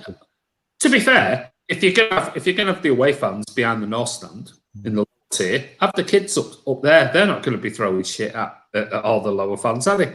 But if you put a lot of City fans up there, the chances are we start throwing stuff. So put the kids up there above them, rather than, because they're not going to throw things up at the kids, are they? Yeah. So, I don't know. I like the away fans down one end, and that's how I would do it. But I don't know. Who knows? I think it's a great idea. It's about time. We've still got to wait yet to see whether the government gives it the go ahead. But I don't think City would have pushed ahead. I think unless Tottenham have got theirs, so I don't see the reason why we can't have ours. Yeah, I think every club should have not just City. Rail seating's coming in. It's coming because you're meant to sit down. It's the anticipation for safe standings coming, and I think it shouldn't be forgotten about what did happen back in '89. But let's not forget we were caged in. That's right. So that no one's going to die because we're standing up in a football game these days, because not in that way. So no, I agree. It needs some common sense. I understand why Liverpool fans would be quite reticent about it. I understand that totally. There's a lot of people, families, they're devastated after Hillsborough. But we're not in that same situation. But things move forward. We learn from mistakes in the past, and technology changes with these new rail seats and things. Things move forward. And we can't say because a plane crashed 40 years ago, right? We can never have advancements in technology in aviation, because that's just the way it is, unfortunately. And I think it has been proven to be safe, and other teams have had it. They've got it in Europe, and it seems to work perfectly well as long as it's managed well. And the strategy is well. I don't see any reason why we can't have at least one major section, like the wall at Dortmund or something. Maybe the South Stand is the place to do that, and have it all rail seating, the whole lot of it, all through. Oh, well, maybe not the top. If you've ever walked up there, maybe it's a bit of a long fall down if you've had a few pints. If you do lose your balance, certainly level 1 and level 2. As us older ones get older, and we have to walk all the way up there. But it's that is one of the considerations at City, though, that we're building the top tier. They're thinking of scrapping that and rebuilding the whole stand and making it a wall like Tottenham's. I think somebody said they are going to do that. From what I can gather, I think somebody said here, what about making the 3-tier of the North Stand, making it level like South Stand? And I agree with that as well. Say that we'll never fill the stadium and things like that, but I think that goes back to your point, and Chris and Alan, about being able to buy tickets on the day. Absolutely, I think that's the biggest garbage. Thing that really gets me. It is nonsense. That's lack of organisation and laziness from the club to be able to do it, and there's no excuse for me for that. No excuse. But I work weekends, so I have to work every other weekend. So I can't go to every home game that we play. But so maybe I ask for a weekend off, and I get it. I can't go and watch City because I won't know till the Friday if I can have the Saturday off. So I can't go to the game, and that really, really gets my nerves. So yeah, I can't believe they carry on with that. Well, Charlie Harrison, Andy could jump over that barrier. I actually, in the 1989 City 5-1, I actually jumped over the fencing to get with my mates because it was, Chris said about caging in. I jumped over the barrier. I climbed over the fence when it was. I don't know what the score was, but all my mates were on the other side, and they were all like, God. And I climbed the fence and I dived over the ball, like, come over. And I dived over it, and then that was. I watched the great day. That was there. The David White cross and the header. I was with my mates. That's why I climbed over the fence. So climbing over the fences. People will climb over fences, but as long as stewarding is all right. But you might be right, Andy. I was always of the opinion that we in the South Stand need always sometimes to trade off to get the atmosphere going. Do you know what I think, though? I think it's like you say, a lot of people, they have Liverpool have the Kop end, Man United have the Stretford end, and it's just like with ours, because we have away fans there, there's only so much noise that can come from there. We don't have a Kipax anymore. Yeah. Don't have. I mean, even though Kipax, there used to be away fans. Yeah. But we don't have. Yeah, in the cage, but we don't have that one set large. I mean, that was down the side of the pitch. We're not talking about a behind the goal area, and they have that little bit. And I think somebody said in here that they all stand up. They never sit down. Away fans generally don't sit down. When to be fair, when away fans actually fill that section in the South Stand, to be fair, because not many do. Even though they all claim that they've got the greatest away fans ever. I mean, Liverpool, with the first half of them left after 60 minutes. But I'm with you. I agree, Yannicka. It would be nice to have one section of the ground, just one section only. If that's the South Stand, make the whole South Stand a standing area or rail seating or whatever, and make it a wall. Make it. That's what they need to do. If you do that, you'll have a lot of people from the Kipax move to there. Yeah. The Kipax. Yeah, you know what I mean. The spirit of the Kipax will just drift over to the South Stand. You call it the Aguero end or whatever you want to call it. You could call it, yeah. You could do, but I do. Well, you will fill that with people who want to stand, and you'll have people obviously pissed off who are season ticket holders in the South Stand that want it. And I've been in. I've had people around us going, sit down in the South Stand. There's still people, and that's fair enough because they're at an age where they can't stand up for 45 minutes. But if you relocate them to some good seats, you could make that. And there's going to be people disappointed. There are always going to be people disappointed. But I think the general consensus overall is that we should have a big standing section, shouldn't we? We should have an area that is just totally standing. That's the Dortmund wall type of thing. And then it would be brilliant. The atmosphere would be where do we put the away fans? And my suggestion is lower tier behind the goal in the North Stand and move. Yeah. And you might get the East Stand and the Colin Bell Stand towards them, maybe generate a bit more atmosphere because they're really close to them. But you've got one end of the South Stand giving it that way. You've got the North Stand giving it this way. And that's how it used to be. That's how it mainly used to be. I don't know what's right or wrong or whatever, but it's going to be interesting. And I think it's about time, Chris. I really do think it's about time. And how it will go, I guess we'll wait and see. But still, it's got to get that government approval, hasn't it? It will. There's no question about it. I think it will. I think it will. if you follow what everyone else has done. Yeah, absolutely. I do fear about Martin in the Colin Bell. You know, if there's any singing and that going on, I don't want him being woken up. So, you know, what was that? Martin in the Colin Bell being woken up with all this singing going on in the sound. He's in the posh seats from Colin Bell. Yeah. He's in the posh seats. He's over the tops, isn't he? He's in the posh seats. Yeah, he proper is, mate. Yeah, he's in the posh seats, isn't he? He'll tell you he stands up and sings and gets told to sit down and all those. No, he doesn't. No, he doesn't. Charlie Everett said I got told off for singing in the Colin Bell stand. I am not going down the route of what happened to me in the Colin Bell stand. I think that'll stick between me.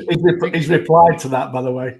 I think Martin did, and I think Ian did get the video of me having a bit of a tete-a-tete with 4 City fans in the concourse, and he wasn't happy, and the police were called and all sorts of stuff. But anyway, let's just say I missed the second half. But anyway, did he? He says, "I do sing, cheeky sod." He does sing. He does. Well, I think he does. He says he does. No, he sang when me and him have been in the. We got some nice seats once. We changed it for a cup game, I think, and we got some nice seats in 221. And he was singing. He was singing. He was. Kurt says, "Leave us Colin Bell stand lads alone." No, not wrong with the Colin Bell stand. I can tell them, Andy. No, don't tell them, mate. The erection section.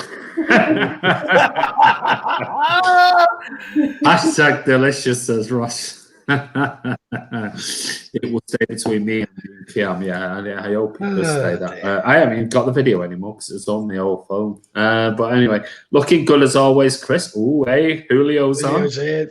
My man's in. Here he comes. He's he does love Chris. He loves Chris. Hi, Chris. Martin says there you go. Very nice. 221 was great. It was. And if I could get a season ticket in 221, that's where I go because it's got a great bar and it's nobody's there and it's great. You walk down 3 steps, 4 steps. You got a private bar. It's brilliant. If anyone wants to sell me their 221 season ticket, I'll buy it off you. So mcfcfantv@gmail.com. I'll buy it. 221. I might ask for a certain seat and a certain row, but anyway, I'll buy it off you. Martin and the bars, with the bars, yeah. Block 221. Oh, how the other half live. Yeah, it was honestly, it's brilliant. Always try to buy my cup competition tickets in 221. Moans about old players and sits in the old stand. Irony. Oh, that's a Martin. Come back with that one. Moans about old players and sits in the old stand. Oh, yeah. Right. Second tier Colin Bell stand in the corner. Comfy seats they are. Charlie, you're spot on. They are comfy seats as well. Chris and Julio, the new delicious.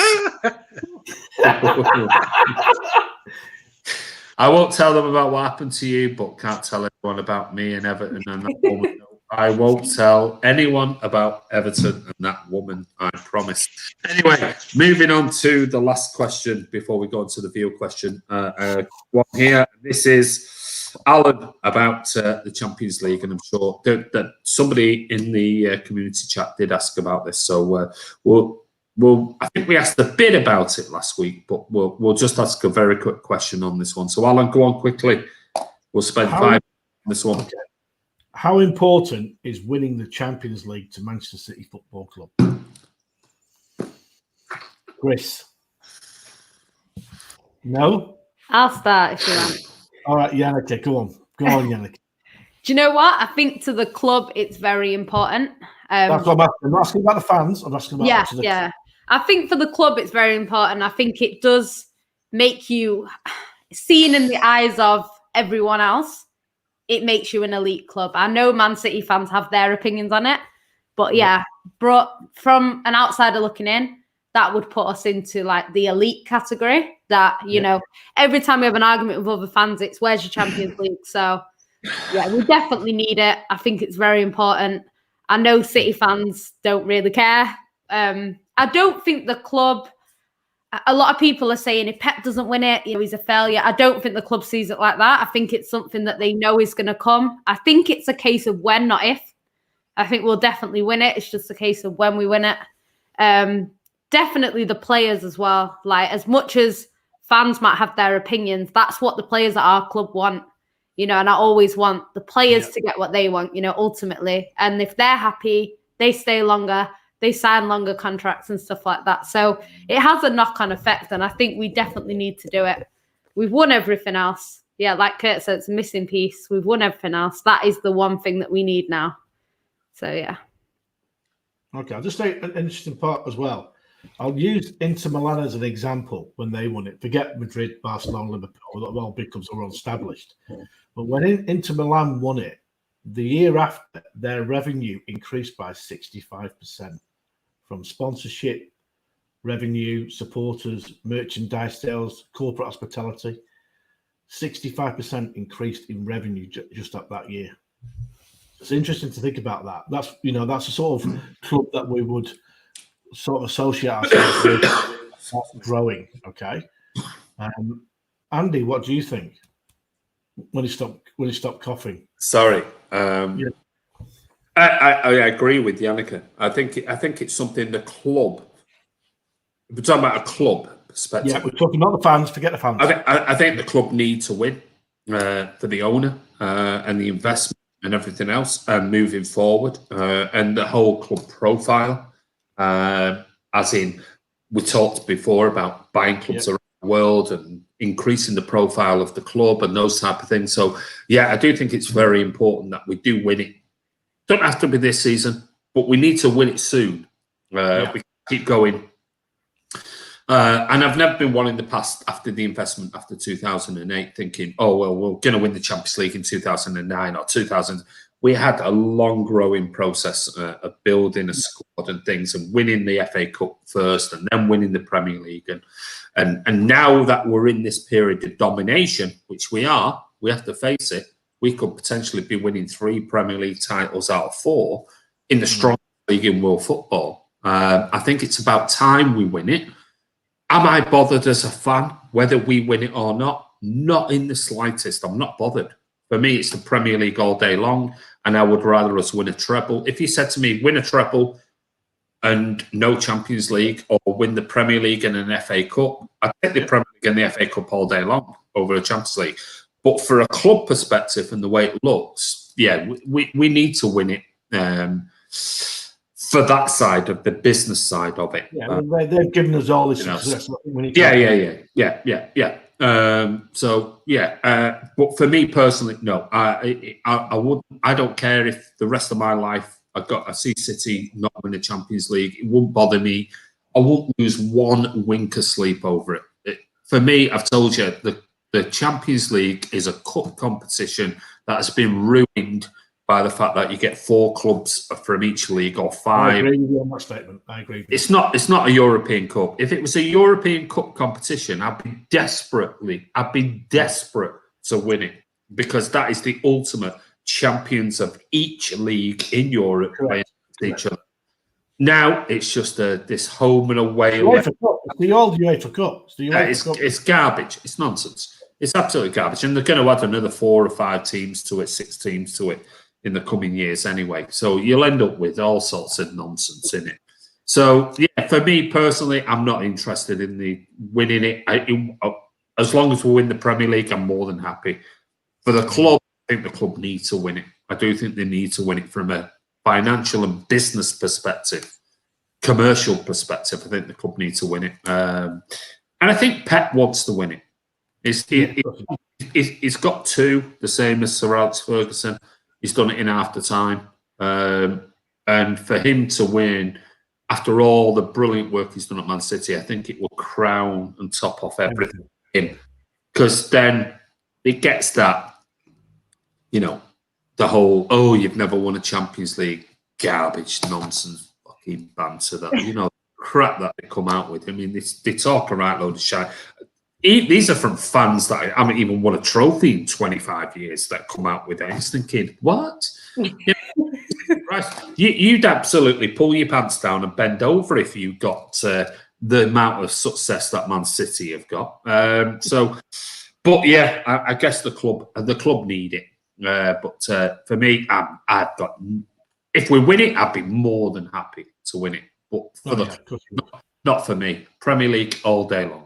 For the Sheikh and for Khaldoon and people like that. Yeah. For those people that managed us.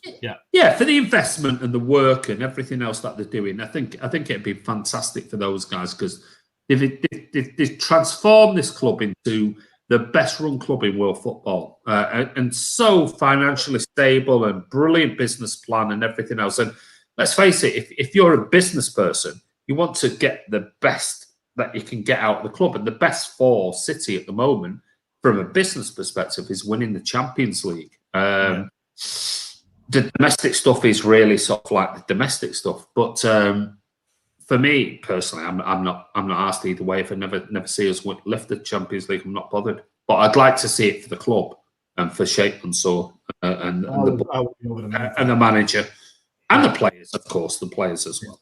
You know what? Somebody in the comments has made a point that I really agree with. I think once we get over that hurdle of winning it, I think we win it more than once.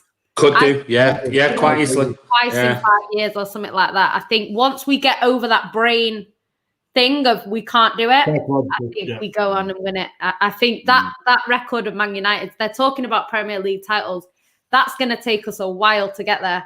Champions League, I don't think it takes that long. You know, once we win it once, the way this club is run, the way it's set up, you know, the manager that we have in charge, I can see it happening a few times.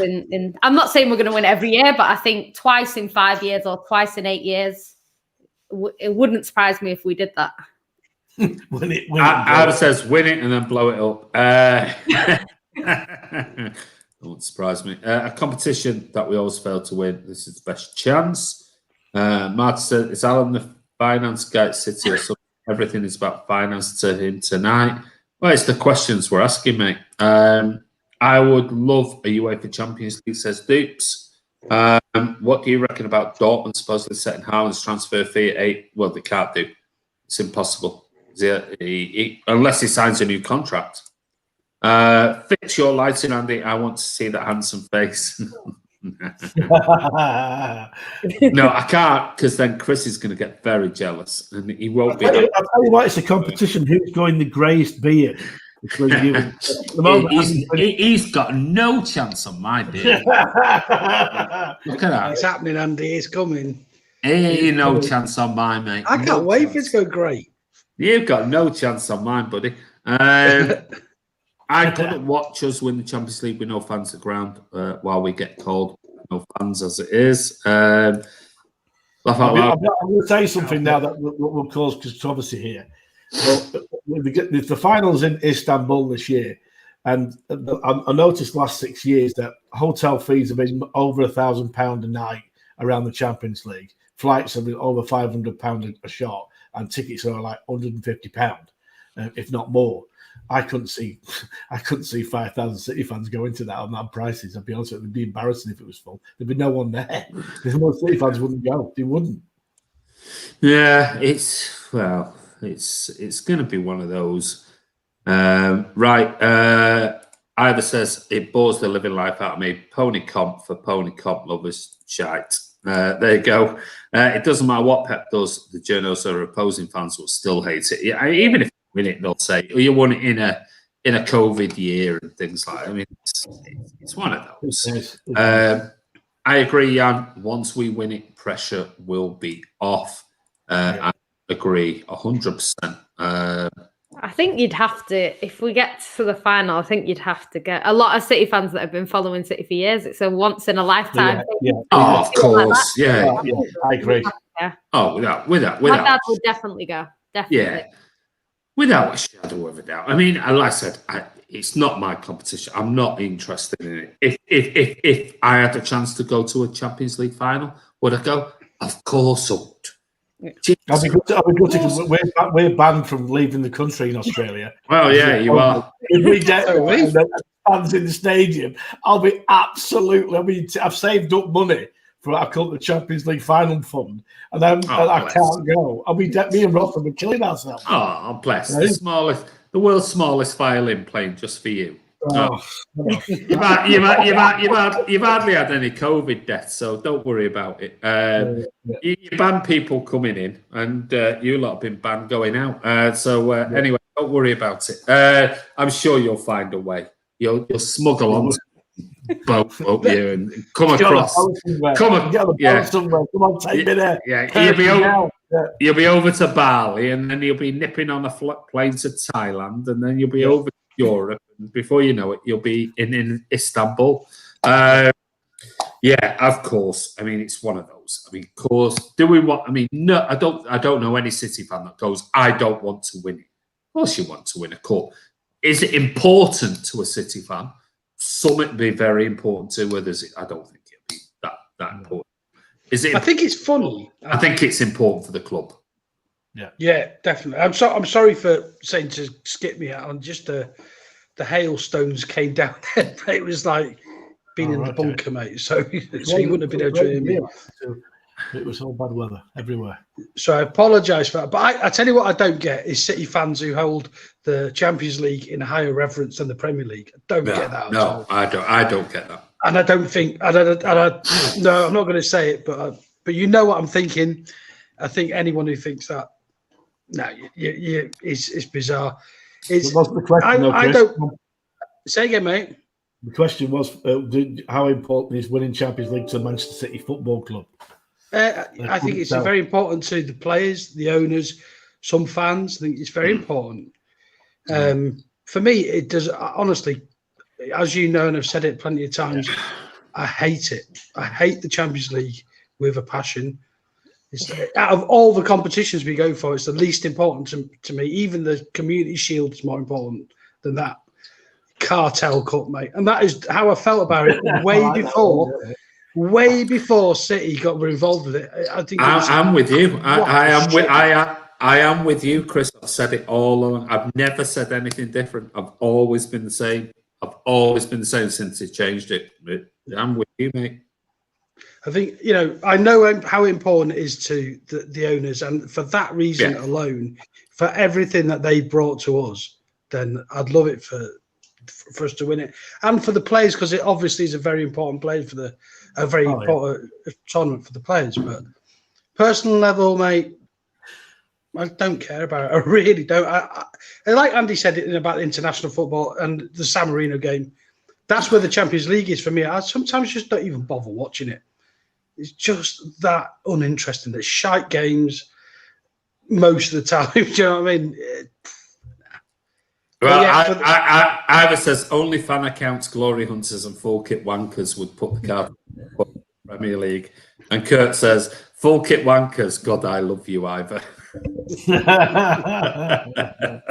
Ivor's one of our regulars, and he's come back from a ban on Twitter.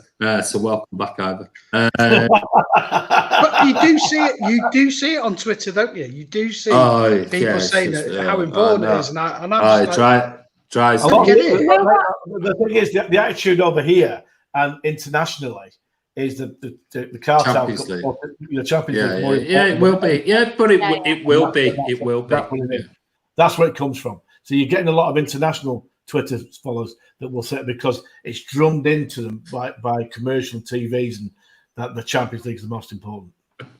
Yeah, that's what I was going to say, and a lot of the younger fans as well. Because if you're growing up as a City fan, it will be, because obviously when I was young, it was City haven't won a trophy, in my lifetime. So I was 20 when we won the FA Cup, so it says it all. But it's literally like they used to say that, whereas now these kids, they're growing up seeing Man City win the league, so it's the next thing. So I stream with a Man United fan, and he's like, he said even if you won the quad, I'd find something to I'd find something to pick out. So it's one of them things. Even if we win the quad, the only thing that the quad would do, which I don't think it's going to happen, but if we did that, the only thing that would do is set us aside because it's not been done before. And I like the fact that Man City have records. What? We'd just be called cheats. That's I like the fact that we break records that other teams don't. That's what City are doing at the moment. It seems. I'll come back to you because you made a good point there, Jan. It is a different generation. Alan's old. He's a lot older than me. Chris is a lot older than me as well, and I'm nearly 30. I'm nearly 30. So you've aged well. Then you've aged well. That's all I can say. I just inherited the grey beard from my grandfather. But I think because we've been brought up, most of us have been brought up. All of us have been on here, been brought up without any success, and then obviously what happened with 93-20 and the FA Cup the year before, and what's happened since. Suddenly, we're a successful club. Now, I must admit, I actually thought about this. I was reading an article this morning. It was in The Guardian. I was reading something about it. It wasn't to do with Man City, but Man City were mentioned in it. And the terminology they used in the article, and I was thinking, really?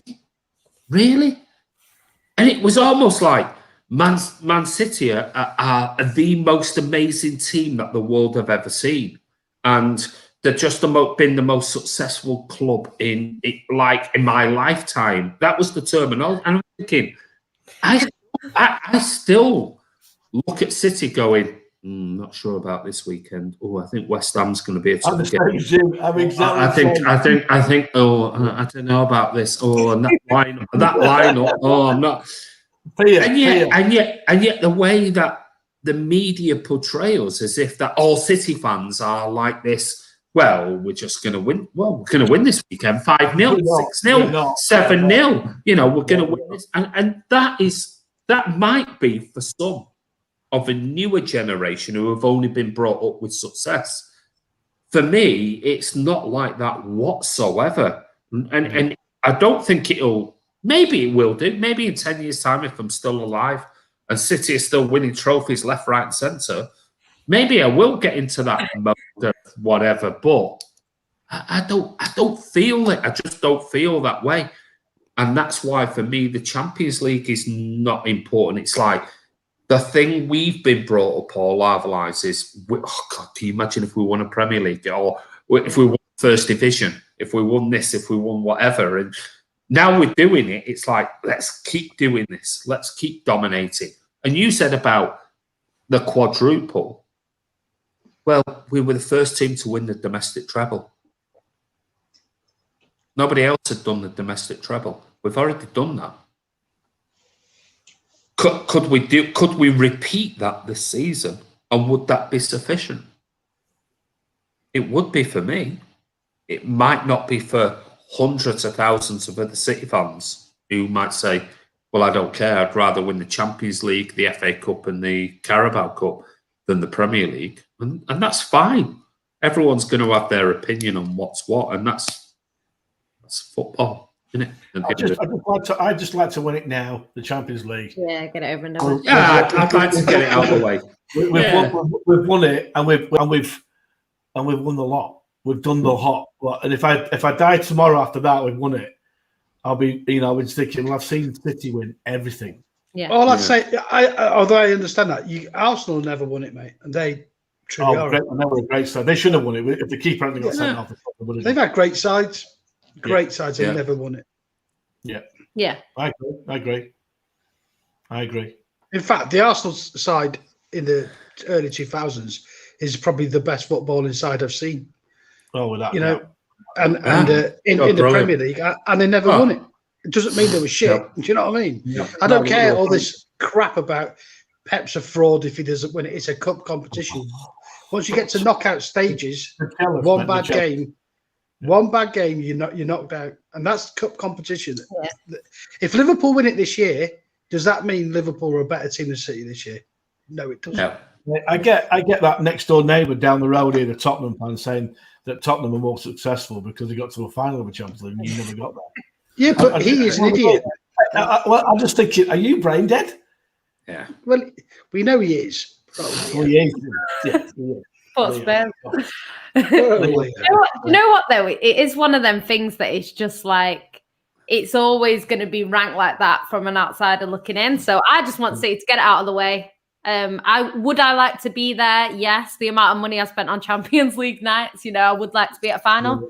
But I think if we can get it out of the way, hopefully we get to another one and fans can go next time, because I just think we just need to get it over and done with. And, like you say about Arsenal, like they had the squads, and it's not even about bad games. It's moments. It's literally a moments thing. One slip, literally one slip and you're out, One, bad decision, one incorrect lineup, like, one player getting injured the day before, like it can just be everything. And there's very little in it with the Premier League. And this is why people like Zidane, who's gone back to back in the Champions League, he still says the league is harder to win because that shows how good you are over a long period of time.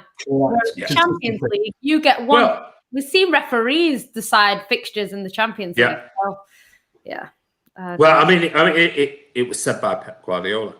Yeah. From his words, nobody else's, not quotes, not newspaper journalists, nothing. He said the Premier League is basically the key to everything because that is what shows your consistency over 38 games. And he said, the same thing. Of course, we'd like to win the Champions League, but it is a cup competition and you need a little bit of bad luck on the day and you're out. You need a dodgy referee decision, you're out.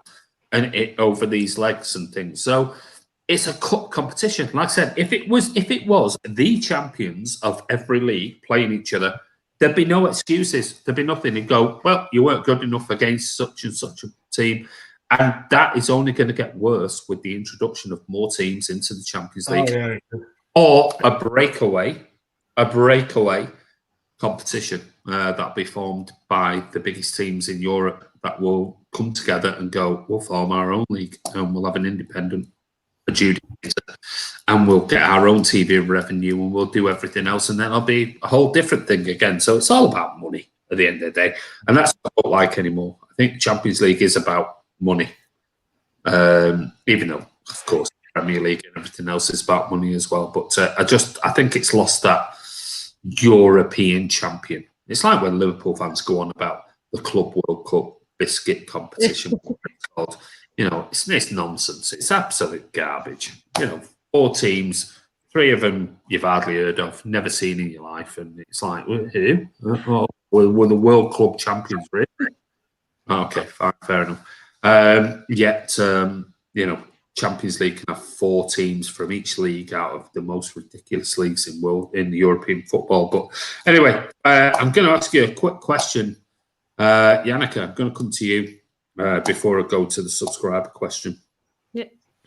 If you could invite one player around for dinner at your house tonight, who would it be and what question would you ask them? And it can be past and present. Okay. I know what Chris would say. Mahrez. Yeah. I think I'd have to go with my favourite player right now. Okay. That's Fernandinho. I love Fernandinho. And I'd ask him, are you staying at the end of the season? Because that's what I want to do. Is he staying, Chris? If you were Fernandinho, are you staying or not? Is he going to get a contract? I hope he stays, mate.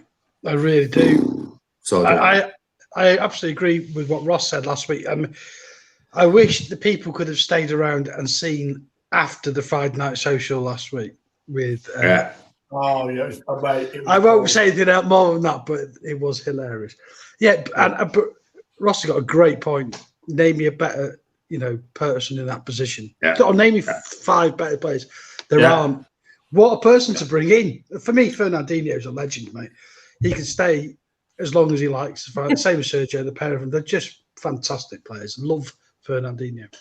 Do you know what? He is right up there for me in one of my all-time favourite players. He's never going to quite be Zaba, but he ain't far off. Don't invite Alan. He won't turn up. Ross. I'm not inviting anyone round for mine for tea with a healthy appetite. That's for sure. Ross is not getting over this, is he? He's not letting this go. Found me big time. Kurt says, Dino, can you adopt me? Always needing a father. There you go. Yes. Jan, Martin, I'd invite you as well. Lee Cullen says, a breakaway league will scare you away for the most. It's all about the money. Bernardino. Further says you are both leaving to free wages and make room for Haaland and Zakaria for 20 million. Rumour has it. Oh my God. God, these people in the know. W, if Fernandinho and Aguero leave, which I fear they will, he'll be gutted. It was hard enough not seeing David off.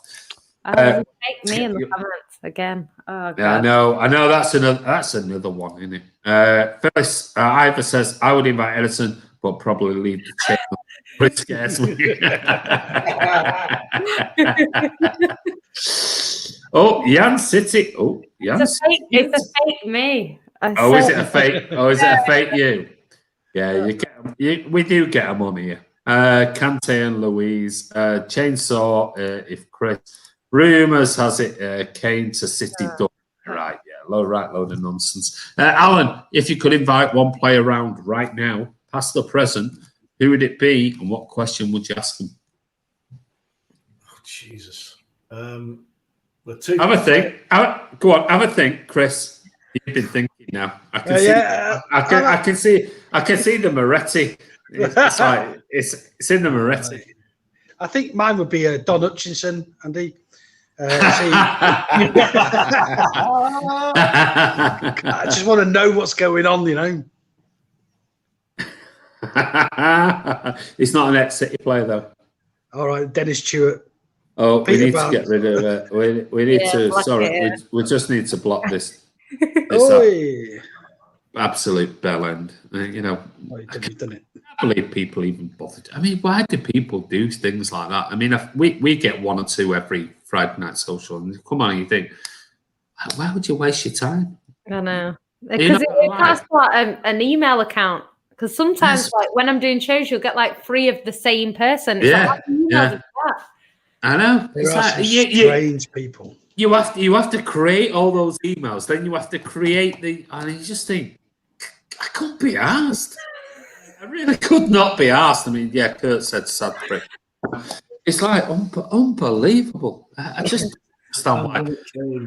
If they come on, and let's face it, we've got no fans. So if they come on onto a Man City fans channel, we've got no fans.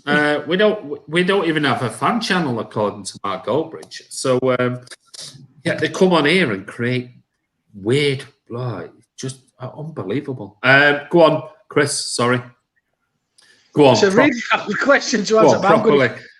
I'm going to go Peter Barnes. I really, just because it was my childhood hero. So you love him, don't you? I do, mate. I love it. And when I met him, it was just a little bit of a very, one of those moments where I was like, but yeah, I don't know what question I'd ask him. That's really difficult. But yeah, Peter Barnes would be the player, the person I'd round, because what a lovely bloke he is as well. So yeah, nice guy. Or Andy, if I were inviting somebody for tea, they'd have to be vegan. What? Yeah, if they were coming around for mine for tea, they'd have to be vegan or skinny or didn't eat. more food for you. Yeah, it's a golden rule in my house, mate. Absolutely. Alan? Vincent Kompany. Ooh. Invite him round and ask him what was it like at the start when he came on board to what it is when he left, and talk me through it. The whole evening, basically. Listening to that. Awesome. That would be. Or you have seen some of his interviews of when they were at Carrick when he first arrived. And all night, bottle of wine, nice meal, talking from start to finish. How he you'd be sat there just listening to it, be unbelievable. Yeah, it would be brilliant. And also, Buzzer, Mike Summerby on his nights out in his apartment and his nights out in Manchester with George Best. Yeah. How funny would that be? Yeah. That would be absolutely amazing.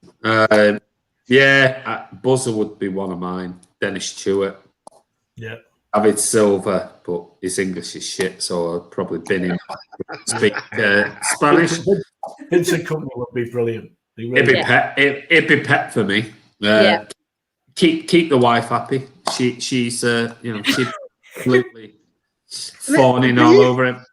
I could stay up a bit later because them two would just go and disappear upstairs. I can have a few more hours on Man City Fan TV.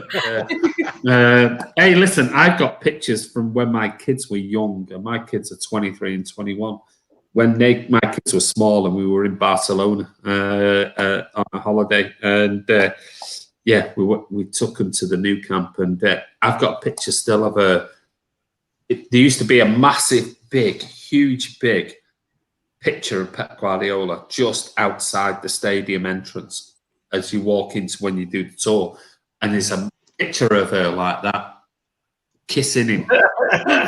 I've still got that. And the day he signed for Man City, my wife was just like, my wife was a rag. I converted my wife from a rag to a bloke. Oh, you went with a rag.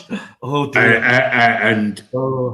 My Lord, when Pep Guardiola leaves, she's going to be very, very disappointed. It'd be Pep, I think, because he'll have stories about everything. I'd love to hear about his Johan Cruyff days and, about Johan Cruyff and his training and everything else. Who he really thinks is good at City and who he thinks is shit but has to play them. Anyway, that's it for tonight. So I am going to go a very quick question. And we're going to do this. We've got 3 questions. Can City win the Champions League? We've done that. We talked about Champions League, Sean Fogarty. Mervyn Thomas said, why is a top-class player in Sterling hated so much by some so-called City fans? Another one is, Man City are currently in all 4 competitions, but do you think City can realistically win the quadruple? Or do you think the media are hyping us up so when we go out of one competition, they're all focused on us? So which question do you want? Sterling or Champions League quadruple? Sterling. Okay. Sterling. Alan? Sterling. Okay, we'll go with Sterling then. Right, Yannicka, we'll start with you. The question was from Mervyn Thomas, and why is a top-class player in Sterling hated so much by some so-called City fans? Over to you. I don't know, to be honest. I think he is frustrating to watch sometimes. I can't deny that. But, I think I was reading something today and only Mohamed Salah and who's the other one? It's one other player that's Harry Kane, I think it is, that's been involved in more goals than Raheem Sterling. So the stats, back up how good a player he is. He is frustrating to watch. I think his final sort of shot, his one-on-ones, things like that could be better. He could be more clinical. But yeah, we've got a fantastic player on our hands, and I think a lot of City fans probably buy into a little bit of the media where they kind of bashed him for years. And I think subconsciously, you'll ask people, they'll hate Raheem Sterling. You ask them why, and they don't really know. There's not like a clear answer. So I think a little bit of subconscious, what people have heard from the media trickling down. But yeah, I don't know. I think it's weird because normally English players are overrated, but I feel like he's slightly underrated because of, the stick that he gets. He's a much better player than what people make out that he is. So yeah, I think for me, he's fantastic. And, he's so intelligent to get into the positions he gets into in the first place. And then if he misses it, it's like, oh, well, he's rubbish. But yeah, he's definitely, Pep loves him for a reason, and the only thing that I would say is in the Champions League, I think he's one of our players who will overthink certain things. Whereas I think Foden is just completely fearless. So if I had to pick one of them to start in like a Champions League final, I would go with Foden, because I don't think Foden overthinks it. He just goes out and plays his best football regardless of the opposition. Whereas I think the fans, sort of the Champions League mentality block that Man City have, I think they get to Sterling a little bit more. So that's the only thing that I would say. But in general, he's a great player. But he is frustrating. I do get it, you know. But yeah, I don't really understand why fans seem to hate him. It's really strange to me. Yeah, I mean, I'm a massive Raz fan. I mean, you only have to watch things. I've stuck up with him, even on times when I shouldn't have done. I've stuck up with him, with regards to the runs that he's made, even though he's missed some easy chances or was in a good position to cross it and didn't. But I do think during the game, his pace is it frightens, it terrifies opposition players, and you see 2-3 players having to, you know, bury him basically, because he can go around players. He is frustrated. There is no doubt about it.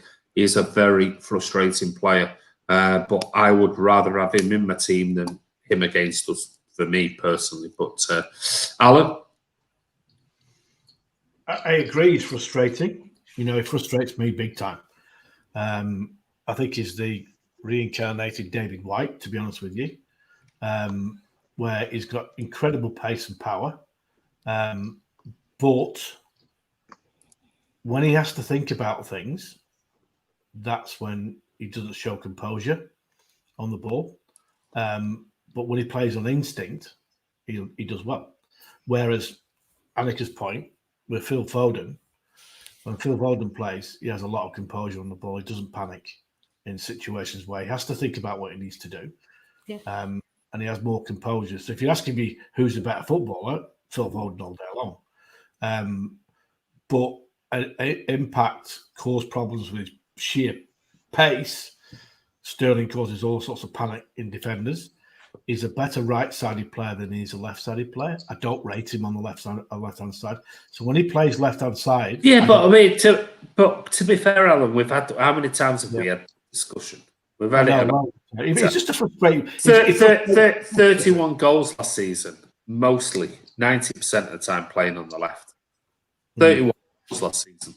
But I find him frustrating because, especially, I'll give you an example. When he does the one-on-ones, because he has to think about what he needs to do to beat the keeper. Yeah, generally makes a mess of it. I think that's probably. Yeah, and I think that's what frustrates fans, because if we're in a, I hate to say it, Champions League final, last minute, it's 1-1, he goes one-on-one with the keeper, and he makes a hash of it, he'll get destroyed.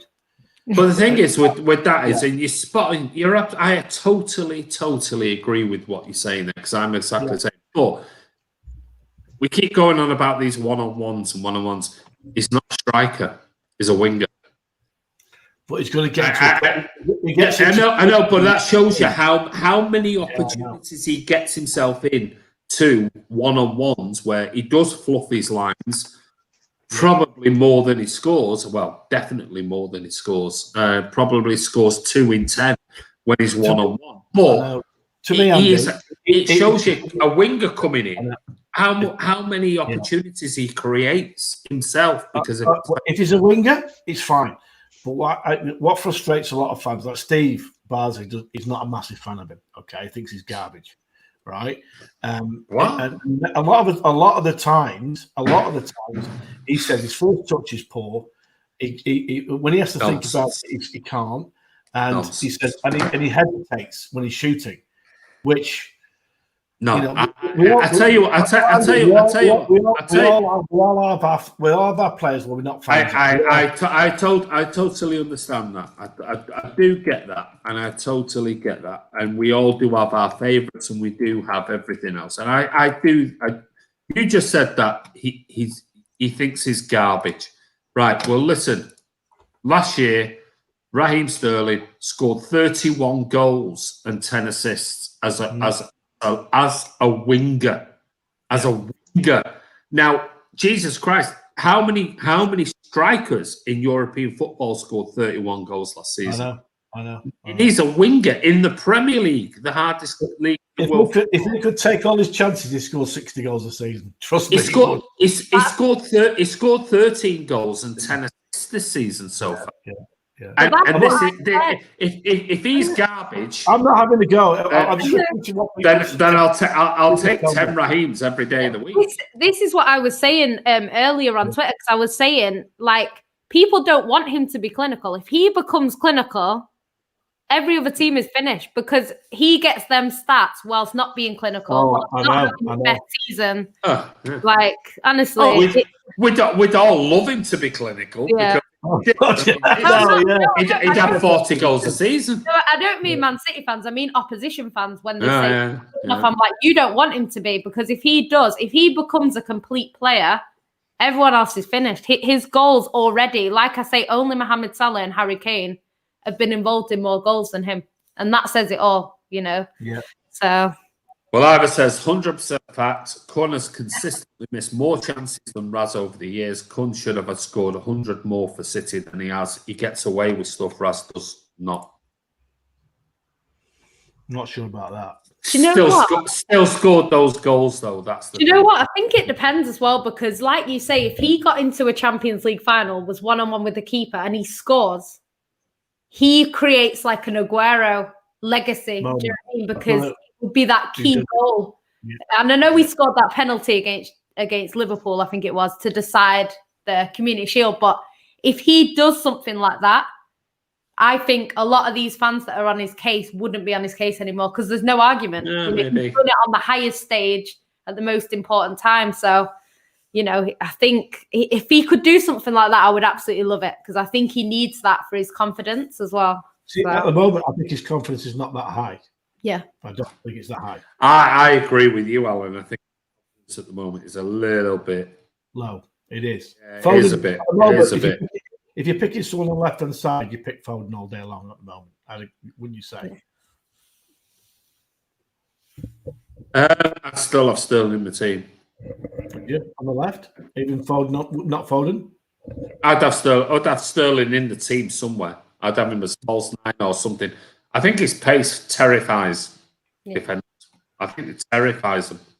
I think we're better with him in the team than we are without him. I'll be honest with you. Only in my opinion. But Chris, Raheem Sterling?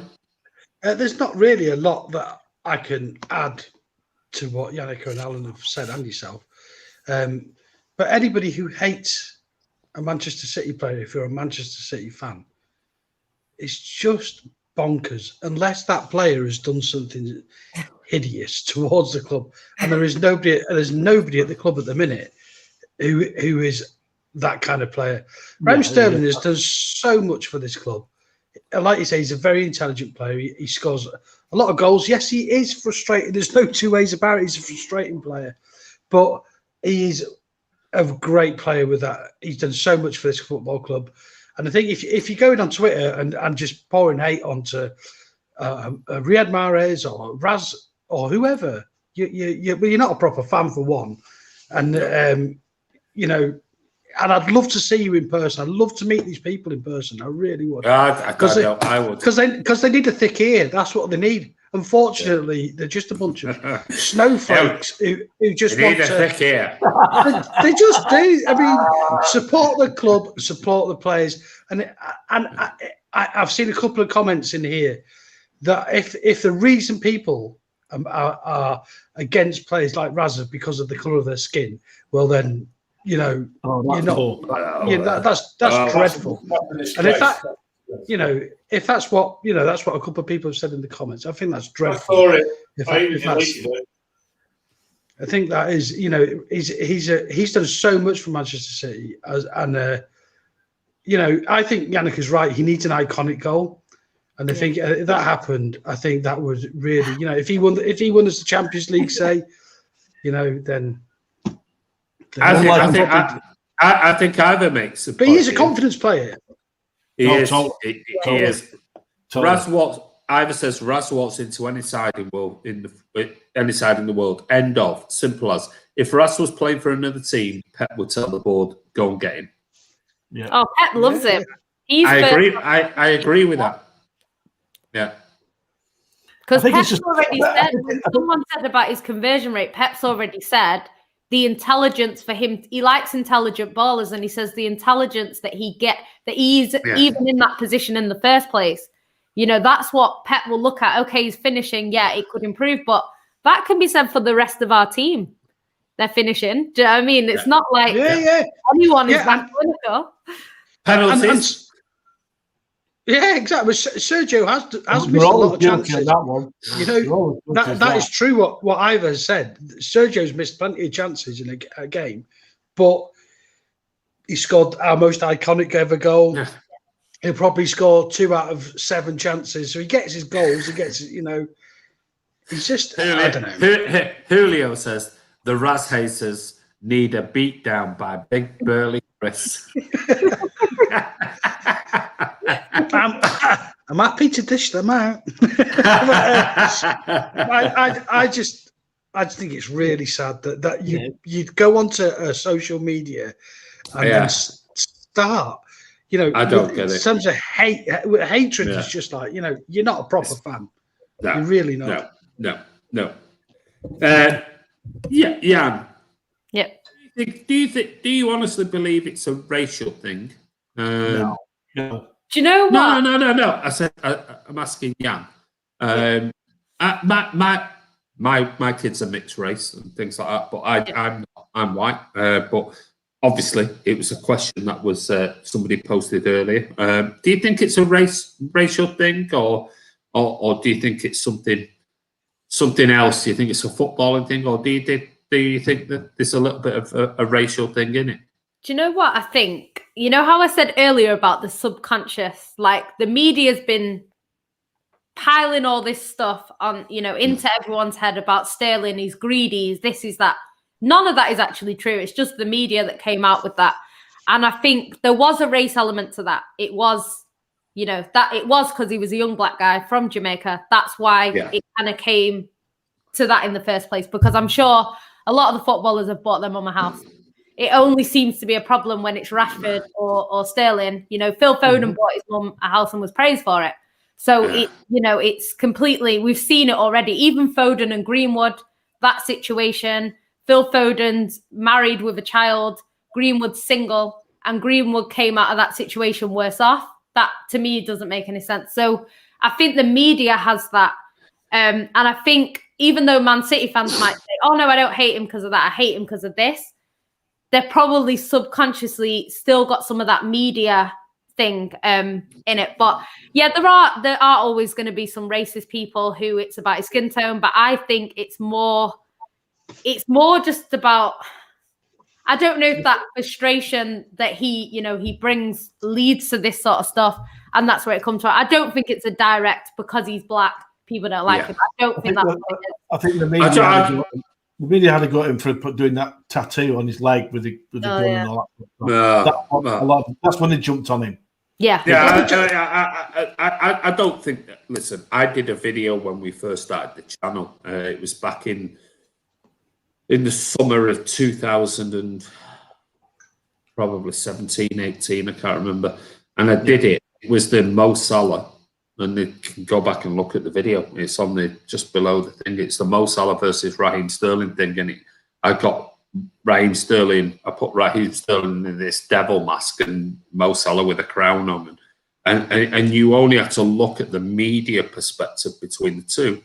Granted, well, one is comes from the MENA region, another from Jamaica, but is English. But it was the completely, totally different type of reporting, and it was all in that video. It's all about the headlines that came up back in 2017. And I'm not blowing my smoke up my own ass here. I posted that before anybody else had. I did that video before anybody else had jumped on this, and the Raheem Sterling thing came out about 6 months later. I did that video in the summer, all about the newspaper headlines and things like that. And then it came out, I think, in the January or the February in 2018. So I did it 6 months earlier because some of the stuff I was reading about him was absolutely disgraceful. Yeah. The things of his gold taps and he's bought this and he's done this and he's and it's just thinking, this is just so wrong, because if it was my mum, I'd give my mum anything she wanted. If she wanted a gold tampon dispenser, whatever she wanted, gold plated, I'd buy it her, you know, because what Raheem... Your mother? Well, yeah, of course I would. Well, you're not 30, Andy. Maybe not that. I am 30. But what his mum has done for him and everything else, like Marcus Rashford and everything else, is it don't make any difference whether you're black, you're white, or whatever colour you know, creed you are, religion you are. You know, your parents, if they've done that much for you, you'll do whatever and spend whatever that, you know, you're earning hundreds of thousands of pounds a week. It's peanuts. But the media, tell me, how many stories have you seen of Harry Kane in the media about him buying his parents anything? Anything. Who else? Steven Gerrard, Frank Lampard, all the old... You've never seen it. It just doesn't happen. It just does not happen. I can't go into this. My sister-in-law is quite high up in the news of the world, or was quite high up in the news of the world, I should say. Yeah. When Gary Lineker was the captain of England, right? And they had so many stories about Gary Lineker, but they wouldn't print them because he's the captain of England. And that's the truth. And this didn't all start when Raz had his tattoo. This all started when Raz had the audacity to leave Liverpool. Yeah. That's when it all started. Yeah, it did. And it continued until probably just after the tattoo story, because people got on the back of that and said, hang on a second, why are you having to go at this guy? And people actually supported Raz. You know, the media have a lot to do with this, but I think as City fans, and we do this anyway because we always support our own traditionally anyway. There have been players who've had a bit of grief, you know. Richard Edgell, for example, we should just get behind our players, you know, unless they do something terrible towards a club, then. But missing an open goal or not passing a ball when you should have passed the ball is no reason for hatred whatsoever. It's a mistake in a football match, you know. It's just a mistake. Get over yourselves. Can't win every fucking game, you know what I mean? It's just the way it is.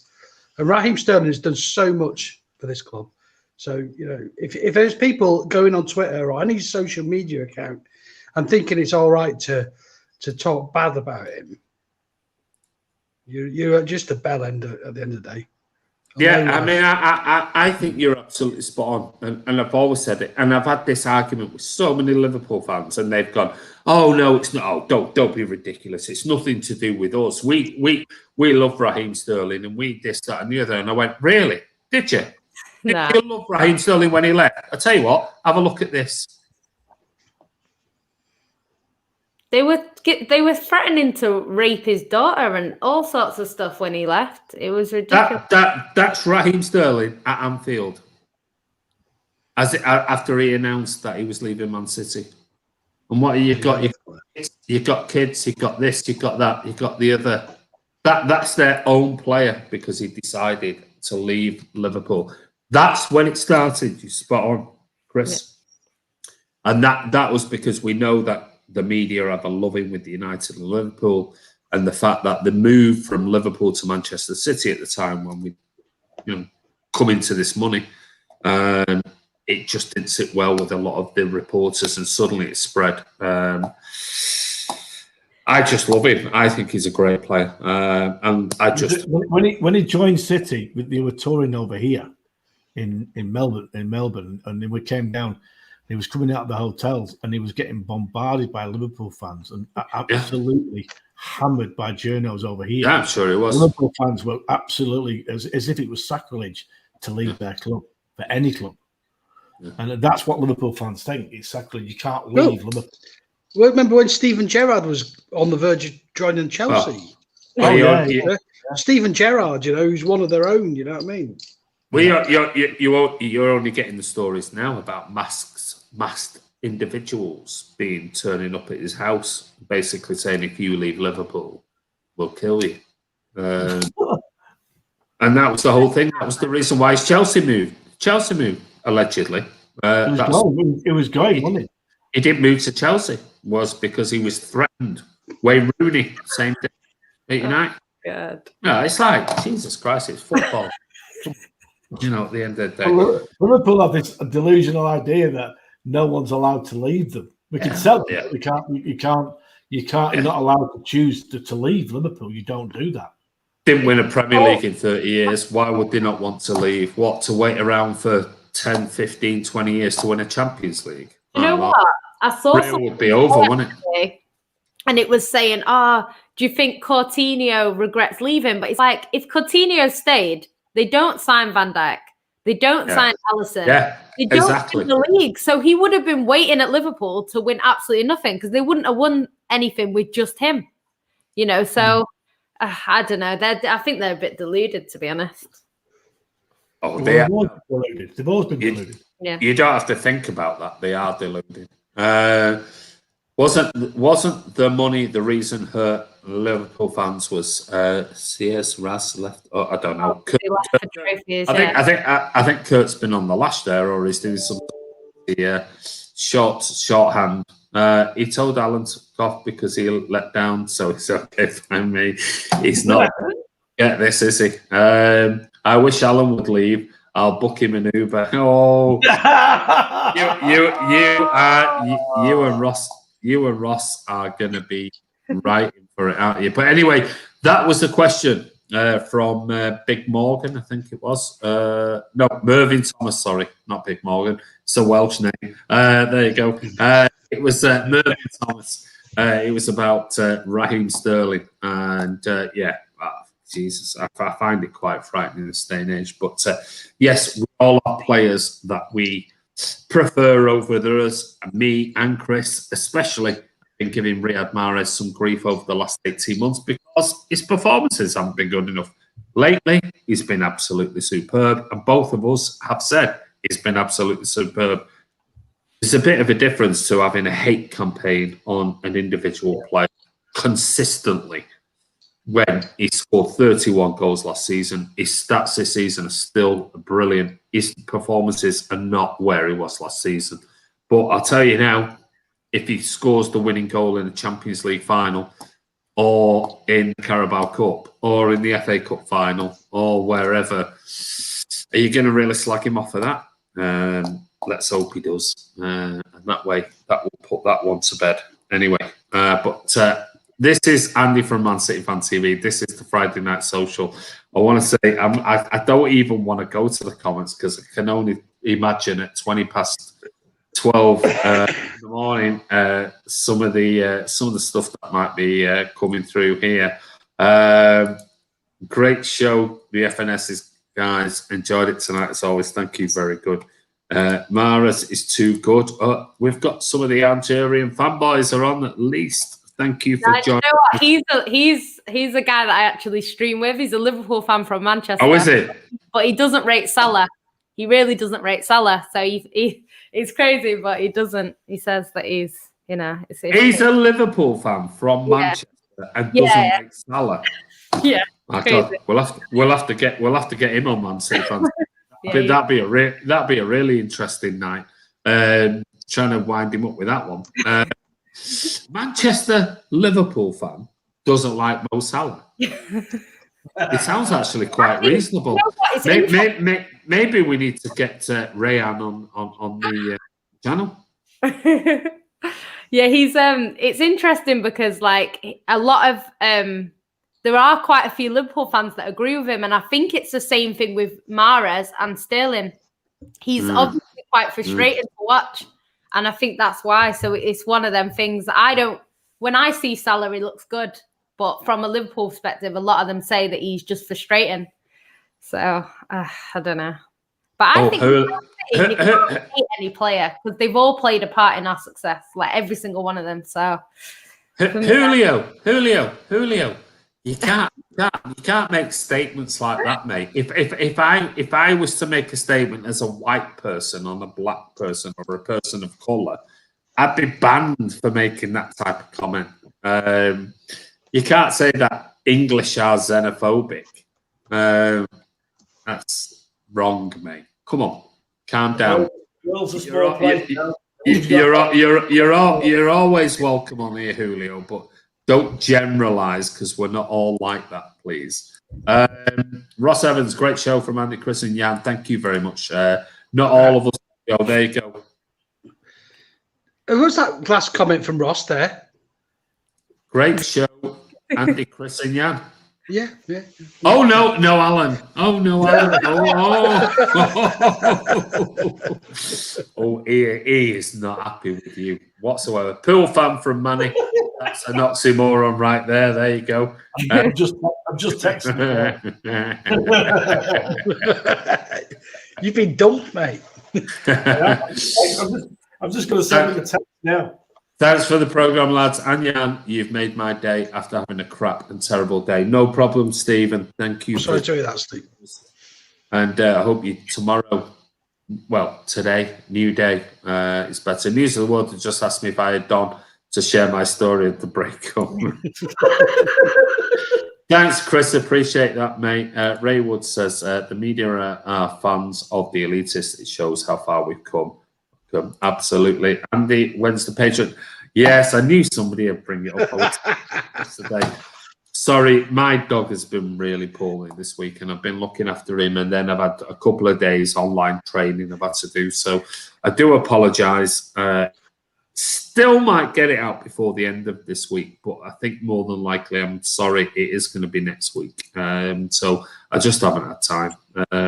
Looking after, making sure my little boy is okay, but it will definitely be out next week. I promise you.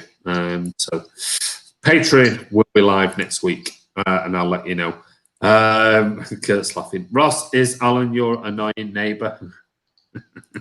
We're not neighbours, thank God. Thank you. I'm the only one. It's fine, mate. Hope your dog is okay. Yeah, he's getting there. Take care, Alan, says Kurt. Cracking show, folks. Cheers. Thank you, Kenny. Right, listen, that's the end of it. We have run over. I did say it was going to be 2 hours, and it hasn't. It's nearly 3 hours. Cracking show. Yeah, it is been brilliant. And I want to say a massive thank you to Yannicka for coming on. Thank you, Yannicka. Thank you for having me on. Yannicka, where can people check you out on Twitter and also your YouTube channel? Yeah, it's it's Jan City on Twitter, and it's Jan City ENT on YouTube. I'll also go on Sarcasm City TV, so subscribe to both and you'll see me. I'm live in about 5 minutes, actually, to be fair. Oh, really? Oh, my Lord. Yeah. I told you, this lady works on, well, I was going to say nuts off, but she doesn't have it. I won't say tits. Oh no, I did say tits. But she works them off. She works hard in her job, and she is non-stop on Twitter and social media. Go over Jan City and also Sarcasm City. That's the one I tend to. It comes up on my timeline all the time, so I keep flicking it out and go over and check her out, and what we'll do is we'll put the links in the description below so you can go over there. Chris, thank you, mate. Cheers, Andy. I just want to say, if there's any Welsh boys out there, then congratulations on winning the Six Nations. And Alan, I know you've been in a drunken stupor most of the night, but you need to go and watch Ben Stokes' innings from today, mate. I will do. What happened to the cricket? I missed that. They won the cricket, but Ben Stokes. England. England won. England won. Oh, did they? Because it was like. I've recorded it. I've recorded it, so I can watch it when we're finished. Well, I was like 140 odd for 2 last time I heard it this afternoon. India had a good score actually, but England sort of. Well, Stokes and Bairstow's, and you just need to go and watch Bairstow's innings. Stokes' innings. It was ridiculous. I'll be watching it after we finish. I'll put it on TV because it's raining outside today, so I'll go and watch it. Other than that, yes. Ross said Alan works his tits off too. Oh, he is not. He is not happy with you whatsoever. It's a massive fallout here, live on Man City. Ross is absolutely not having Alan. Ross. Oh, he's really not happy. Deep says Yan City, ENT, and Sarcasm City. There you go. Great show, says Julio. Alan, what's his tits off? Yeah, did that one. Alan, night chaps, great as always. Great job, everyone. Thank you, Ray. Alan, thank you, mate. Any final comments? No, up the Blues, and you know, we've got to wait till next week. I'm in Hobart next week for Easter, so if I'm on next week, then I'll be from there. All right. Okay. Well, listen, this is Andy from Man City Fan TV. Thank you to the guys, and thank you everyone for all your comments tonight. There's been loads of them on. We've still got 65 now people on, but we've been on for nearly 3 hours. So listen, I want to say a massive thank you. Don't forget, subscribe, hit that bell icon. Give it a thumbs up if you want to. And thanks to Yannicka, thanks to Chris, thanks to Alan. This is Andy. And we'll be back, as usual, for more City chatter at some point, maybe over the weekend. But take care, stay safe, everyone, and we'll see you soon.